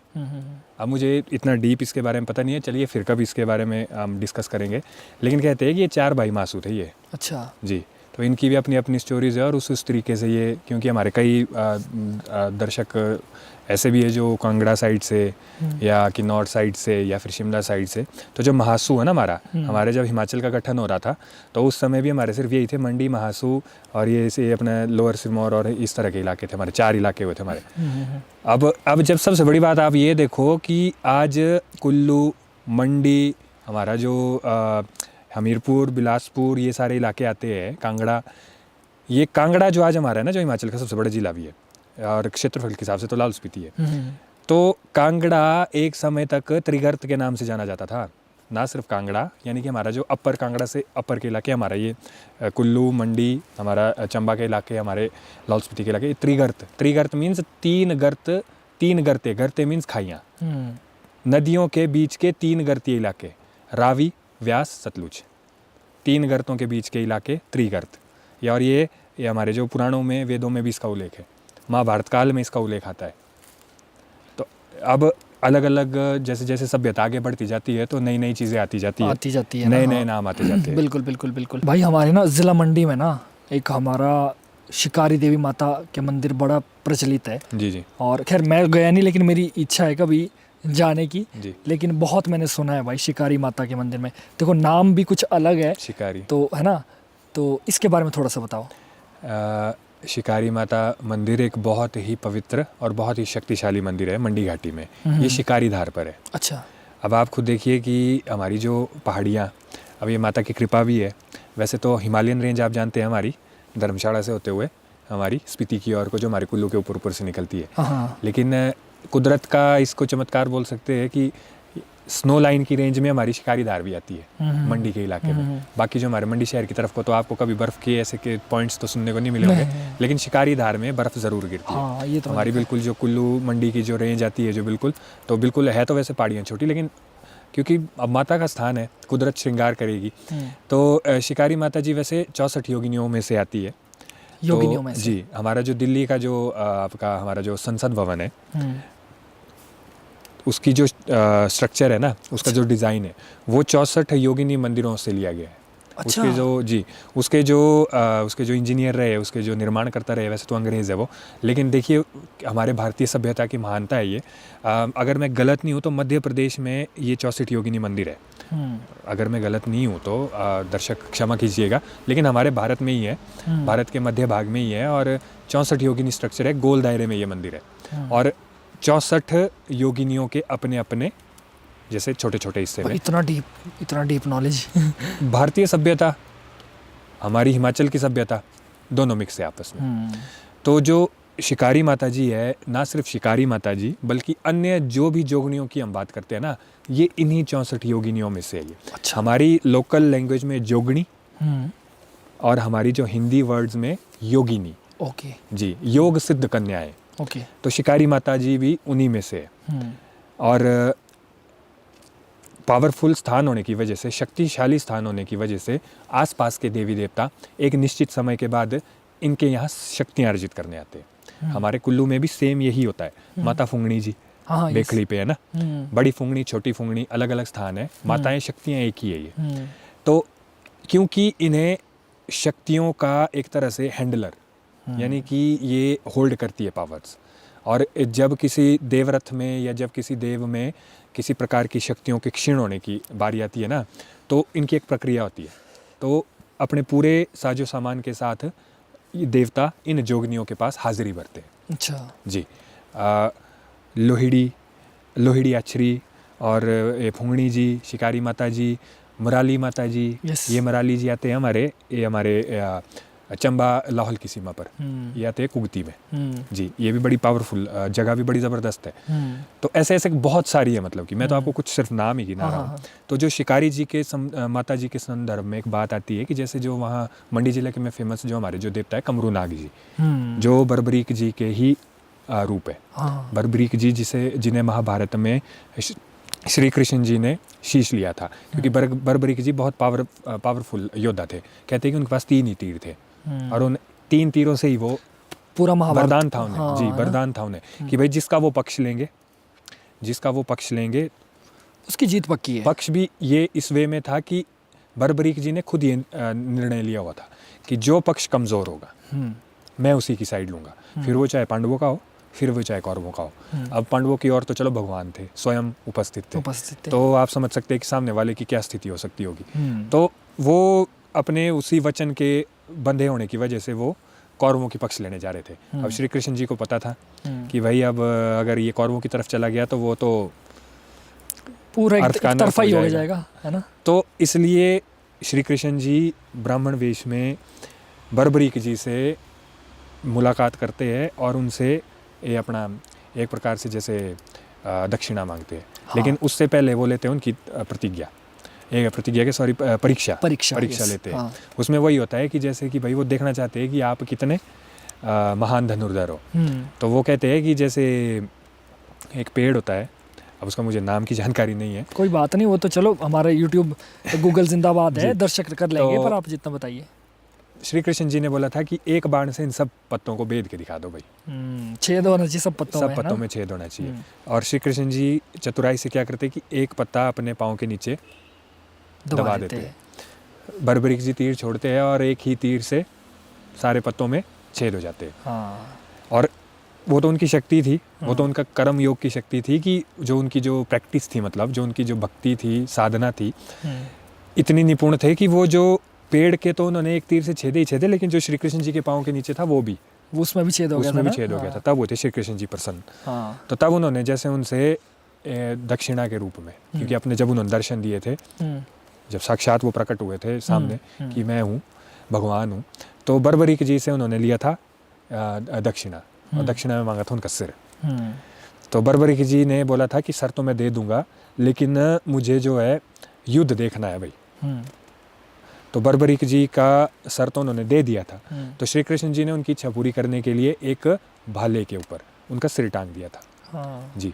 तो अब वो क्या हुआ कि सिर तो टांग दिया, लेकिन वो अपना किसी बैलेंस के ना होने की वजह से वो इधर उधर रोटेट होता रहे। तो कहते हैं कि उनके मुख से उस टाइम एनर्जी निकले, और वो एनर्जी जिस दिशा की ओर जाए ना, युद्ध क्षेत्र के, उस दिशा के, उस क्षेत्र की ओर के सैनिक को लगे घायल होने, हताहत होने। अच्छा। तब उनको स्पोर्ट किया था, जैसे उनको वो फिर 2 भाले लगा दिए थे ऐसे ना, तब उनको स्पोर्ट किया था। तो जो वो भाले के ऊपर उनका जो सिर रखा गया था, वही भाले को आज बर्बरीक जी जो उनका जो कमरूनाग जी के रूप में पूजते हैं। अच्छा जी। तो कमरूनाग जी को, वैसे तो बर्बरीक जी को भगवान श्री कृष्ण, क्योंकि वो तो स्वयं नारायण हुए, तो उन्होंने अब आखिरकार कोई इतना बड़ा दानी जब हो सकता है, बर्बरीक जी जैसा दानी जिन्होंने कि अपनी निश्चल भाव से अपना पूरा सिर श्री कृष्ण जी को दान दे दिया, यानी कि अपनी एक पूरी जीवन भगवान के हाथों में सौंप दिया। तो भगवान विष्णु जी ने दिया था आशीर्वाद वरदान रूप में कि आपको मेरी भक्ति प्राप्त होगी, आपको मेरे समान स्थान, मेरा लोक प्राप्त होगा। तो एक तरह से बर्बरीक जी को विष्णु जी के समान ही पूजा जाता है। तो आप अभी भी देखेंगे ना, तो जो बर्बरीक जी का जो सूरज पखा है, जो उसके ऊपर नारायण की जो आकृति है उकेरी गई है, और साथ में अन्य देवताओं गणों के साथ पांडव भी उसमें जो है प्रभु की स्तुति कर रहे हैं। तो आप खुद देखिए कि कितना बड़ा स्थान प्राप्त कर गए बर्बरीक जी। स्वयं भगवान जो एक नर जो है नारायण हो गया, भगवान विष्णु हो गए। तो कमरूनाग जी भी जो मंडी जिले के प्रसिद्ध देवता है, वो भी शक्तियाँ प्राप्त करने के लिए माता शिकारी जी के पास जाते हैं। जी। तो इसी तरह से जो हमारी मराली माता जी आते हैं, तो ये तो हमारे कुगती में, और यहाँ पर हमारे जो कार्तिकेय जी बैठे हुए। हाँ जी, हाँ जी। इसके बारे में भी आपको थोड़ी सी जानकारी होगी, कार्तिकेय जी के बारे में। मैंने ना सुना है, मेरे को डिटेलिंग में नहीं है इस बारे में पता। केलंग में एक समय में इसका उल्लेख मिलेगा आपको, हमारे लाहौल के इतिहासकार हैं, बड़ी ज़बरदस्त उन्होंने इसके ऊपर मतलब कि शोध किया है, और इसके बारे में इन्होंने जानकारी भी दी है। तो केलंग में एक समय में नरबली चलती थी। अब जैसे हमारे निशान होते हैं ना, जैसे नरबली मतलब इंसानों की बलि लेता था। तो अब जैसे हमारे निशान होते हैं, तो निशान रूप में था एक लकड़ी का बड़ा खंबा था। तो मतलब कि एक छोटा सा गुम्बद या लकड़ी, एक छोटा सा हाउस आप बोल सकते हैं, मतलब कि छोटे से घर में, मतलब कि जैसे, तो वहाँ पर चलती थी नरबली। तो जो केलंग, इसे केलंग सद, केलंग वजीर भी बोलते हैं इनको। तो इनकी इनकी जो बात है वो इस तरह से है कि भाई जिस इलाके में ये थे तो वहाँ नरबली लगती थी। नरबली लगती थी तो कहते हैं कि जब एक बार एक बुढ़िया थी, उसका एक ही बेटा था और उसकी बारी आई थी। बारी बारी से लगता था ना शेष लगना, तो भैया जैसे इस इलाके की सुख शांति समृद्धि के लिए या डर की भावना से किसी भी तरह से, मतलब कि भाई अब एक आदमी की बलि चाहिए भाई, नहीं तो वो सबका नाश करेगा। अब चाहे उसे देव रूप में पूजो चाहे दैत्य रूप में पूजो, लेकिन डर की भावना से लोग जो है पूजते थे। तो कहते हैं कि जब उस बुढ़िया के पुत्र की बारी आई थी तो उन्हीं दिनों वहाँ पर एक इसका जोड़ा जाता है एक बौद्ध भिक्षुक यानी कि लामा। तो अब ये जो बौद्ध भिक्षुक होते हैं ना, इनके पास भी तंत्र ज्ञान बड़ा ज़बरदस्त होता है, क्योंकि होता है तिब्बत से। अच्छा, तिब्बत में है तंत्र ज्ञान। हमारा जो तिब्बत है ना सारा, वो तंत्र पर आधारित है। तो मेरे को पता नहीं था भाई।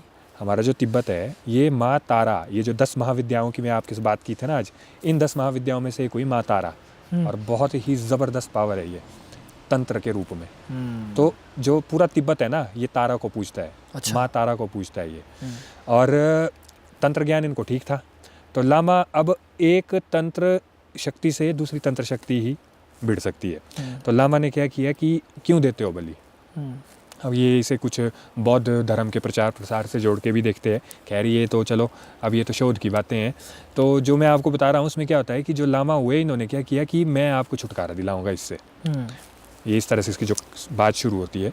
तो कहते हैं कि उन्होंने वहाँ कुल्हाड़ी लाया और वो गेला ही काट दिया, मतलब वो लकड़ी का जो स्तंभ था, मतलब जिसमें कि मानते थे कि इसमें देव या दैत्य कुछ भी है, तो उन्होंने वो काट के उसकी जो भी सामान था वो बांध करके अपनी चिनाब नदी में फेंक दिया कि ये लो, मतलब कि अब आपका मैंने यहाँ से अब किसी प्रकार के नरबली की ज़रूरत नहीं है। मतलब कि अब यहाँ से आगे चलती है, यहाँ से आगे वो वाला तो बात हट गई। अब यहाँ से आगे चलती है बात इस तरह से कि कहते हैं कि जब वो गठरी जो बांधी हुई थी उसे जब चिनाब नदी में फेंका गया तो बहते बहते वो एक स्थान पर जा करके पत्थरों के बीच में फंस गया। गठरी पत्थरों के बीच में फंस गया और वहाँ से लगा पानी बढ़ने लगा फ्लो। अब गांव वाले इकट्ठा हो गए और बोले कि भाई ये तो वो जो शक्ति थी अब ये बहते बहते यहाँ पहुँच गई है, तो अब ये तो कोई नुकसान करेगी भाई। तो कहते हैं कि उसी टाइम उस नदी के किनारे से अब आप जानते हैं कि हमारे जो लाहौल के इलाकों में गर्मियों के टाइम में गडरिए चलते बड़े भारी अपनी बेड़े लेकर के। तो जब गडरिया उस इलाके से जा रहा था और उसका बड़ा भेड़ों का रेवड़ चला हुआ था, तो कहते हैं कि उसे यही खेल कि भाई, और उसमें वो आया जो एनर्जी उस गठरी में थी वो आई उसमें कि भाई मैं फंसा हूँ यहाँ पे मेरे को निकालो, मैं फंसा हूँ यहाँ पे मेरे को निकालो।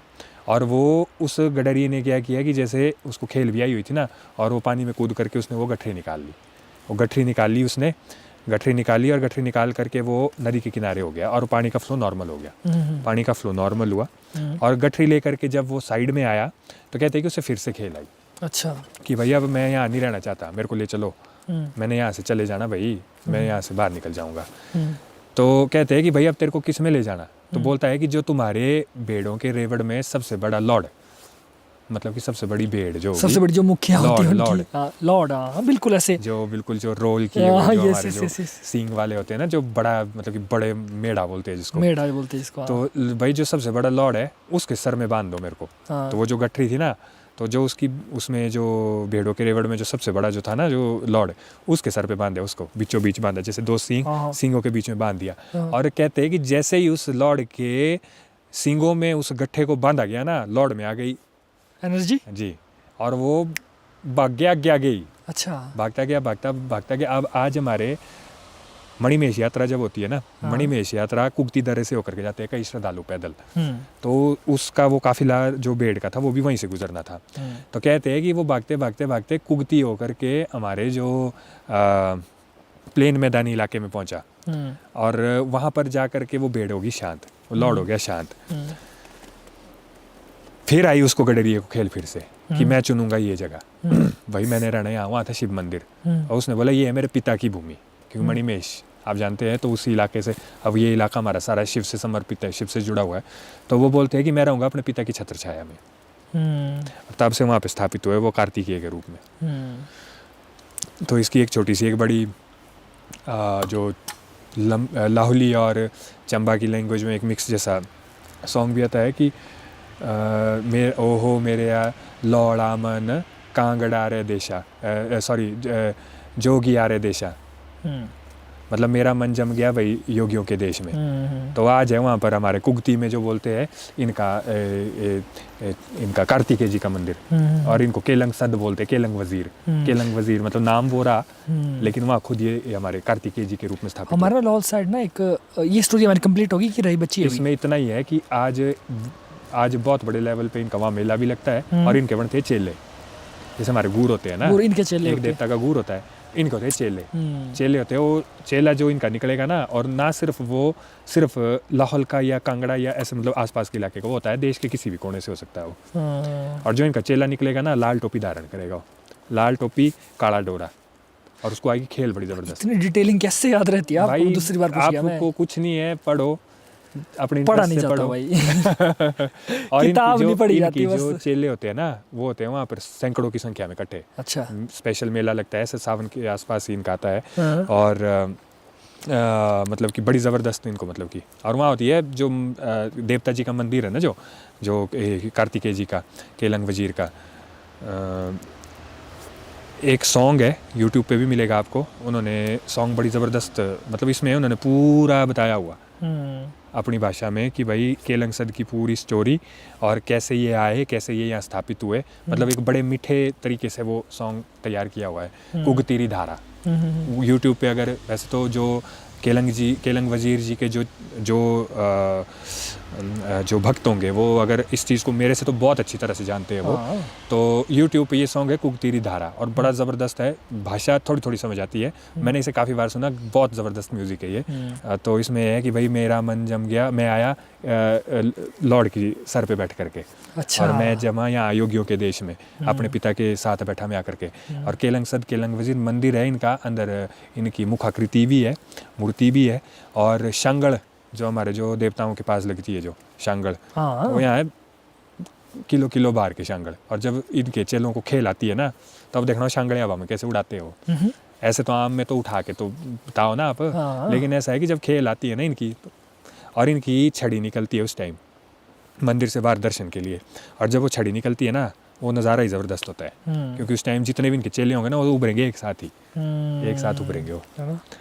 और वहीं पर मंदिर से थोड़ा सा आगे जाके सामने वाली पहाड़ी में मराली माता का मंदिर है, तो वो एक्चुअल में सामने वाली पहाड़ी पे, लेकिन बीच से एक नाला बहता है, तो क्योंकि परे जाना मुश्किल है ना, तो माता का प्रतिरूप स्थापित किया उरली साइड, मराली माता। कोई अगर जानना चाहे तो इंटरनेट पे बतेरा नॉलेज है इसका। चलो, लाहौल की बातें हुई है, तो एक लास्ट टॉपिक हम कवर कर लेते हैं जी। हमारा जो मंदिर है लाहौल में है, जी त्रिलोकनाथ के नाम जी से, जी जी है ना। तो मैं तो गया हूँ उधर, हाँ एक जी। दो बार गया हूँ जी। बट अब त्रिलोकनाथ नाम है, तो उसके पीछे भी कुछ ना कुछ कहानी तो होगी कि त्रिलोकनाथ मंदिर के पीछे का क्या रहस्य है। त्रिलोकनाथ के पीछे वैसे तो इसकी अलग अलग तरह से काफ़ी सारी स्टोरीज है। मेरे मित्र भी है वहाँ पे, एक साथ में ही मेरे काम करते हैं, तो मैंने उनसे भी काफ़ी इसके बारे में सुना। मैं भी गया हूँ त्रिलोकीनाथ जी के मंदिर में। अब ये हिंदू और बौद्ध दोनों धर्म स्थलों का केंद्र बन गया। हाँ, बिल्कुल बिल्कुल जी। वैसे तो ये महादेव है, नाथ नाम से महादेव है। त्रिलोकीनाथ, तीनों लोकों के नाथ। तो जो तीनों लोकों के नाथ हुए वो त्रिलोकीनाथ कहलाए। अविलोकितेश्वर के नाम से भी इन्हें पूजा जाता है। हिंदुओं के लिए त्रिलोकीनाथ जी है, हमारे जो बौद्ध धर्म के लिए ये अवलोकितेश्वर है, वो इन्हें बुद्ध मानते हैं। अब ये इसकी जो बातें हैं वो इतिहास के संदर्भ में अगर हम जाएंगे तो फिर उसके बहुत सारे टॉपिक्स निकलते हैं। तो आप इसे इतना ही मान के चलो, महादेव शिव वहाँ स्वयं स्थापित है, हमारे लिए त्रिलोकीनाथ जी बिल्कुल, और बौद्धों के लिए अवलोकितेश्वर जी, क्योंकि इन्हें वो जैसे कुछ इस तरह से भी जोड़ते हैं कि जैसे शिव के सर पे बुद्ध, लेकिन ऐसा वो सिर्फ प्रतिमा में है। ऐसा हमारे किसी भी उसमें उल्लेख कहीं पे नहीं है। अच्छा, ऐसा बोलते हैं शिव के सर पर बुद्ध, ये मुझे नहीं पता था भाई। आप मूर्ति देखेंगे तो वो उस तरह से बताया जाता है, लेकिन मैं जो मानता हूँ शिव के सर पे सिर्फ गंगा विराजमान है। राइट जी, पॉइंट। तो वो त्रिलोकीनाथ जी जो हुए, तो वो जो मूर्ति उनकी है वो शिव के सर पर गंगा विराजमान। किसी भी आप शास्त्र को उठा के देख लो, किसी भी धर्म ग्रंथ को उठा के देख लो हिंदू धर्म में, तो शिव की जटाओं में एक चंद्रमा जी और एक गंगा जी। और चंद्रमा जी की कहानी आप जानते हैं क्या है? जब प्रजापति दक्ष ने अपने ही जामाता को श्राप दिया था क्षय होने का, यानी कि समाप्त होने का, धीरे धीरे धीरे, तो सभी ने मिलकर के, मार्कंडेय ऋषि जी ने जब महामृत्युंजय मंत्र का जो जाप करते हुए चंद्रमा की जो रक्षा की थी, हमारे चंद्रदेव जो हुए, तो महामृत्युंजय मंत्र की महानता भी वहाँ से आती है। और महादेव ने वरदान स्वरूप चंद्रमा को अपने ऊपर धारण किया था। तो महादेव की जटाओं में माँ गंगा और चंद्रमा जी, गले में हमारे शेषनाग जी, वासुकीनाग जी, सॉरी, वासुकीनाग जी, और इसी तरह से अन्य चीज़ें बाकी। क्योंकि अगर अब जैसे अब ये तो चलिए त्रिलोकनाथ की कहानी हो गई, लेकिन अगर आप अमरनाथ की ओर जाते हैं, जम्मू की ओर, जहाँ पर कि माता पार्वती को महादेव ने अमरता की जो कथा सुनाई थी, तो जब वो अपने स्थान पर जा रहे थे माता को, क्योंकि महादेव का यही था कि जब मैं पार्वती जी को अमरता का रहस्य बताऊंगा तो इसके बारे में किसी को पता ना चले, कि वही जिसे पता चल जाएगा वो हो जाएगा अमर। तो इसलिए महादेव जी अपने सारे वस्त्राभूषणों को, जिसमें कि सिर्फ एक मृग छाल उनके साथ रही, बाकी जो जितने भी सर्प, जितने भी उनके जो आभूषण हुए, तो उन सब को वो स्टेप बाय स्टेप छोड़ते चले गए थे। महादेव कहाँ नहीं है मुझे ये बताइए। नागों को जहाँ पर महादेव ने त्याग किया जम्मू के इलाकों में, वो इलाका कहलाया अनंतनाग। अनंतनाग मीन्स नाग ही नाग, नागों की कोई मतलब कि गिनती ही नहीं है। मतलब नंदी जी को महादेव ने जहाँ पर स्टे करने को कहा, वो आज का पहलगाम इलाका है, जहाँ पर नंदी महाराज विराजमान है। वैसे तो देखिए, आप अन्य हमारे जो मंदिर है वहाँ पर आप देखते हैं कि जहाँ महादेव विराजमान है, नंदी जी स्ट्रेट सामने मिलेंगे। बिल्कुल बिल्कुल, क्योंकि महादेव जी, नंदी जी महादेव को कभी छोड़ ही नहीं सकते। लेकिन पहलगाम, अब आखिरकार वो भी विधि का विधान था कि भाई आखिरकार अब जब कोई रहस्य की बात होती है ना, तो कितनी भी प्रिय वस्तु क्यों ना हो, उसको त्यागना पड़ता है। और यही सिद्धि और साधना का भी एकमात्र नियम है।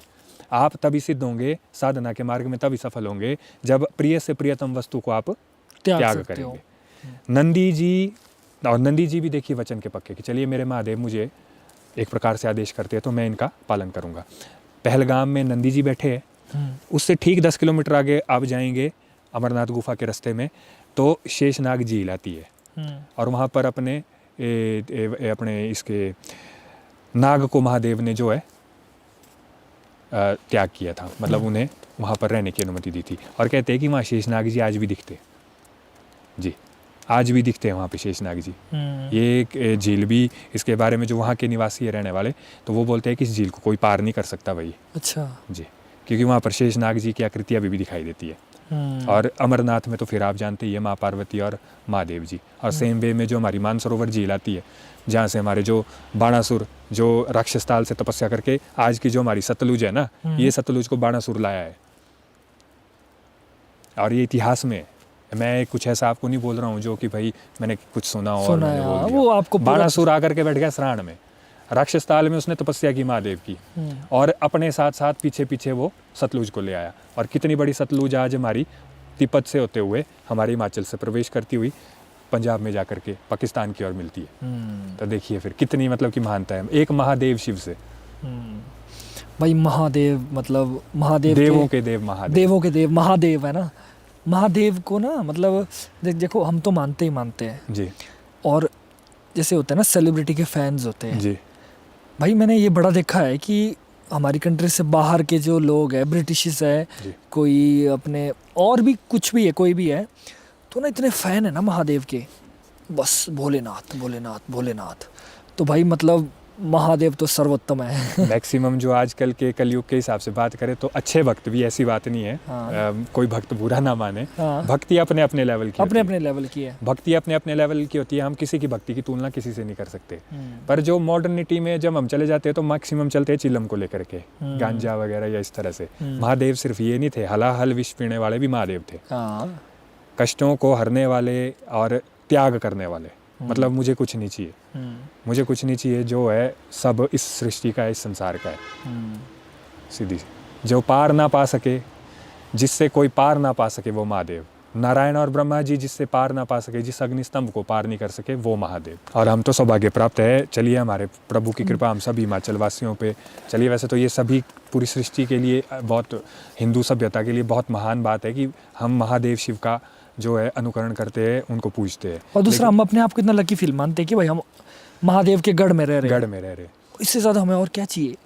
मैंने आपको पहले भी बताया था, लड़ाई महादेव, बिजली महादेव, चौकी महादेव, बहुत सारे ऐसे देवी देवता हैं जो मतलब हमारे महादेव से रिलेटेड है, और हमारे जो महादेव के बारे में बहुत सारी ऐसी हमारे पास लाइवली तथ्य है तथ्य जो कि एक्सप्लोर करना काफ़ी लंबा हो आप जाता है। कैलाश मानसरोवर चले जाएंगे ना, कैलाश मानसरोवर में कहते हैं कि ज्योतियाँ दिखती है हाँ रात के समय में, वहाँ आपको एक्टिविटीज़ दिखेंगी, झील में आपको रोशनियाँ दिखेंगी। हाँ हाँ और कैलाश जो हमारी जो एकमात्र ऐसी हमारी जो अभी तक की वर्ल्ड में, माउंट एवरेस्ट बोलो, K2, कंचनजंगा, अलग अलग तरह की, किलीमंजारो, मतलब कई पर्वतारोही, बड़े से बड़े पर्वतारोही हुए और बहुत सारी वो चोटियाँ चढ़ गए, लेकिन कैलाश पर्वत को फतेह करना बड़ा कोई नहीं मुश्किल कर रहा पाया। उनको ना। कैलाश पर्वत पर मतलब कि आज तक कोई पहुंचा ही नहीं है। वैसे तो तिब्बत के इतिहास में एक संदर्भ आता है, वो है मिलारेपा का।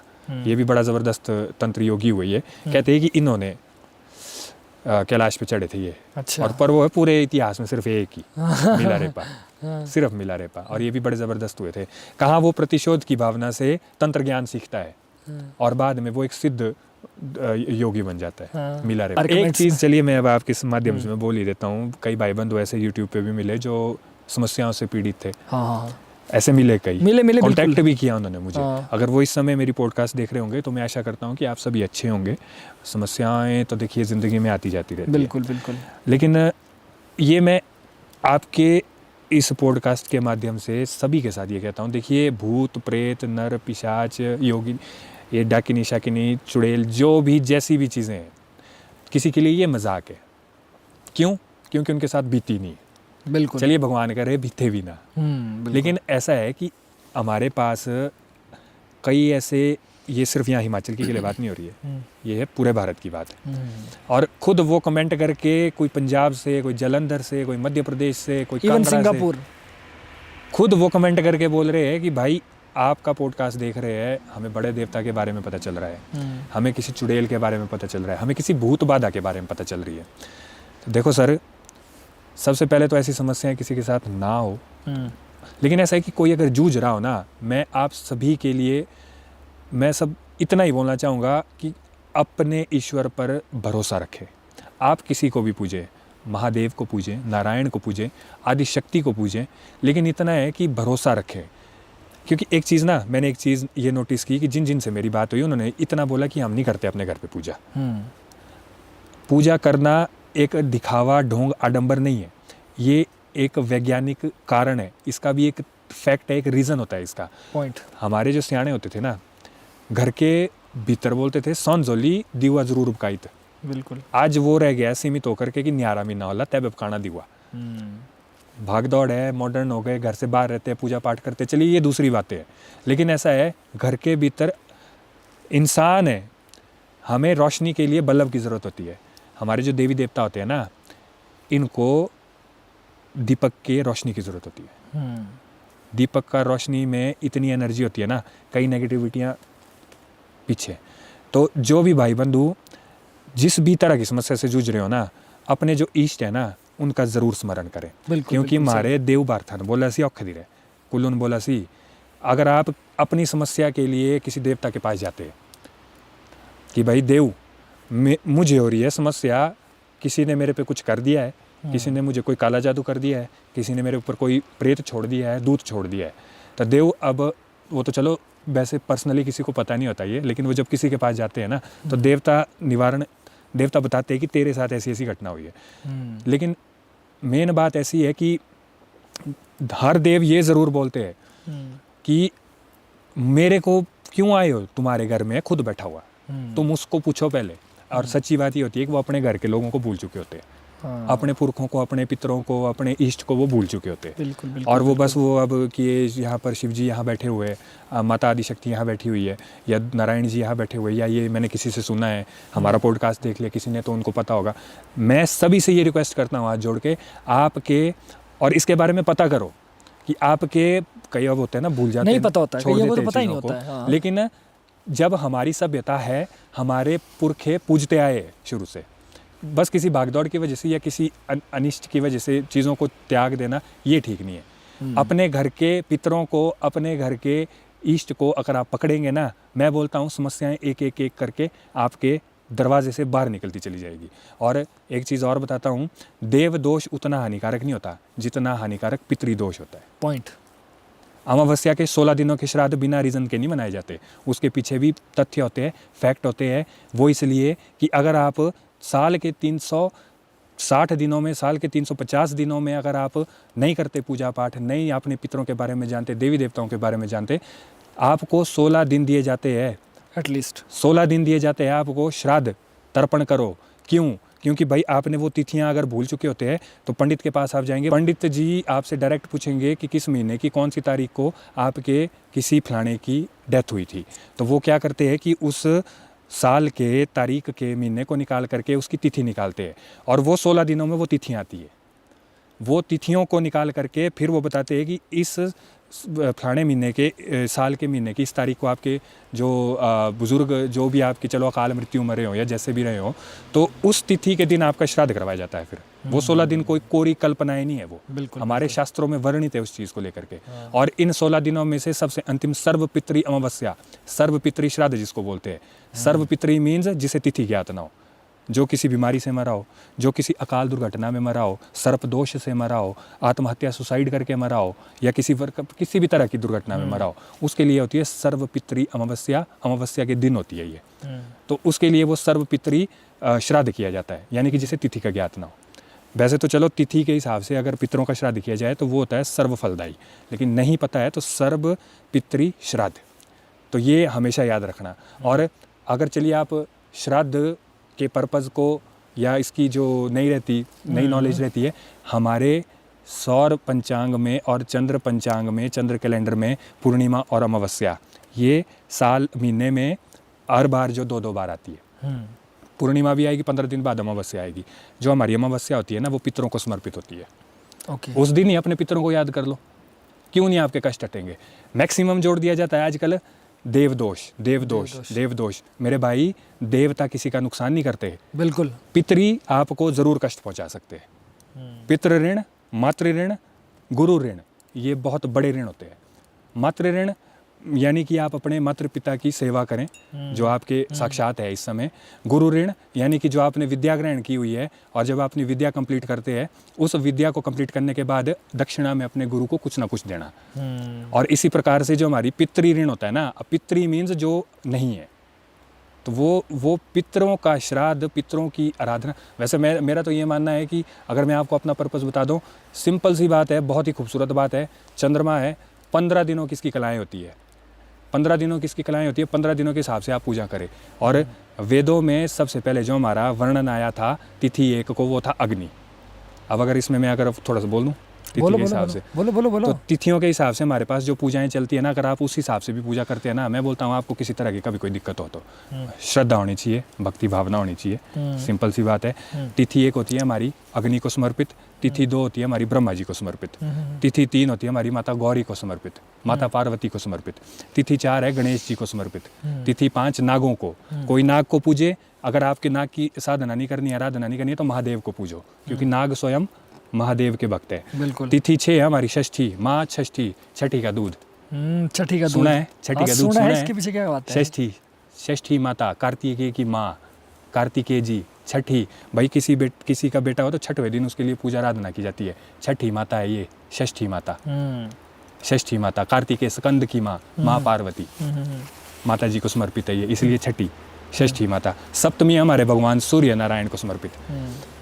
कोई आदमी कोर्ट कचहरी में फंसा हुआ है, कोई आदमी मुकदमे में फंसा हुआ है, कोई आदमी किसी युद्ध की स्थिति में फंसा हुआ है, आदित्य सहस्त्र नाम का पाठ कर लो। सूर्य का ये आदित्य हृदयम स्तोत्रम, सप्तमी के दिन सुबह सूर्य को अर्घ्य देने के बाद आदित्य हृदयम स्तोत्रम, ये श्री राम जी को उनके गुरु ने जब वो रावण से युद्ध करने के लिए जा रहे थे, तो तब ये आदित्य हृदय स्तोत्रम का पाठ करवाया था उन्होंने कि अगर आप इसका पाठ करके जाएंगे तो आप हर प्रकार के युद्ध में विजयी होंगे। ततो युद्ध परिश्रांतम समरे चिंतया स्थितम रावणम चाग्रतो दृष्ट्वा युद्धाय समुपस्थितम, यानी कि आप इसका अगर पाठ करते हैं, रावण से भी आप युद्ध जीत सकते हैं। और आदित्य ये कुछ नहीं है, ये भगवान सूर्य नारायण की जो स्तुति है, और इसमें भगवान सूर्य नारायण की अलग अलग प्रकार के अलग अलग नामों से उनकी ये इसके 30 श्लोक है। ये 2-2 पैरे के 30 श्लोक है ये, और बड़ी ज़बरदस्त है ये। अष्टमी हमारी माता को इसमें काल भैरव जी की भी आप साधना कर सकते हैं, और माँ दुर्गा जी की, माँ काली की। अष्टमी आज है, अष्टमी आज है, अच्छा ठीक है, ओके। अष्टमी आज है। हाँ। नवमी है नव दुर्गा को, हाँ, 9 दुर्गाएं, महासिद्ध परमेश्वरी, जगन्धात्री, भुवनेश्वरी। तिथि 1 से तिथि 9 तक, 9 दिनों तक नवरात्रे करो आप, 9 दिनों तक माँ की आराधना करो। दशमी आ गई हमारे यमदेव की। एकादशी सबसे प्रभावशाली तिथि होती है भगवान नारायण की। तिथियों में मैं एकादशी हूँ, भगवान ने गीता में खुद कहा है।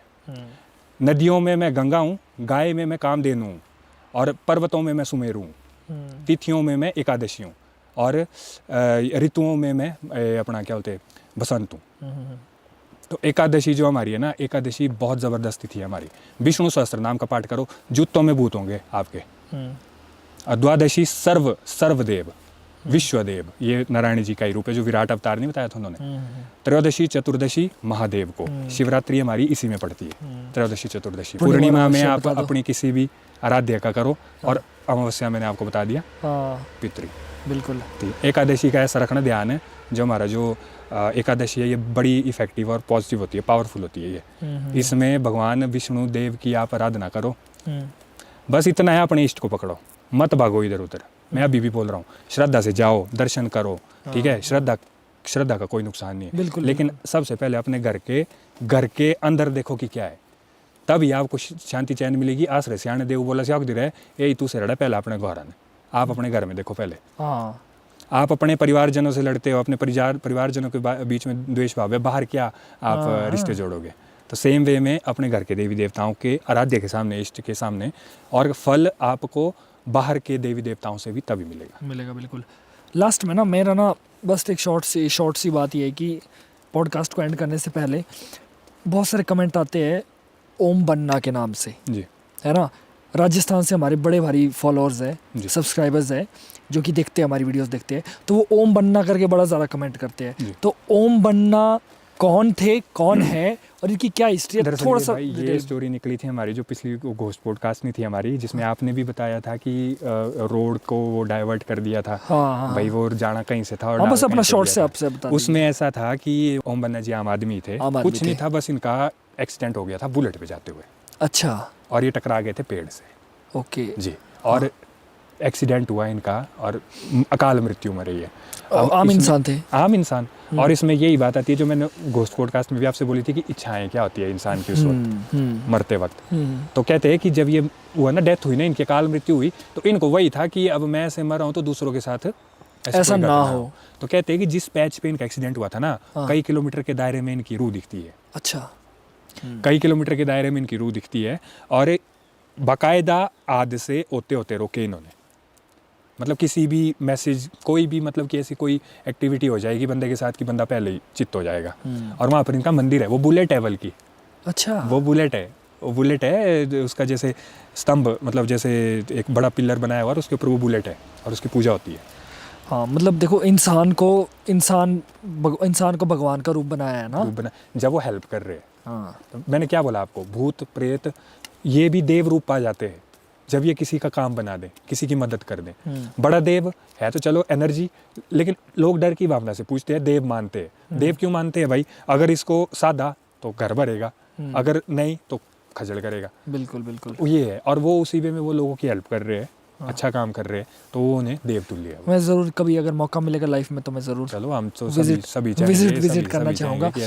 तो चलिए देवेंद्र भाई, आज मुझे लगता है आज के लिए बहुत ज़्यादा ज्ञान है हमारे दर्शकों को, और दर्शकों पर छोड़ते हैं बाकी बातें कि उनको जो भी सर्वोपरि दर्शक हमारे, तो उनको जो भी चीज़ टॉपिक पसंद आते हैं, जिस बारे में और ज़्यादा बात करनी चाहते हैं, वो लोग सुनना चाहते हैं, तो वो कमेंट कर सकते हैं और हमें बता सकते हैं कि इस बारे में थोड़ा सा और बताइए, या कुछ भी। हमारे देवेंद्र भाई तो ज्ञान से भरपूर है।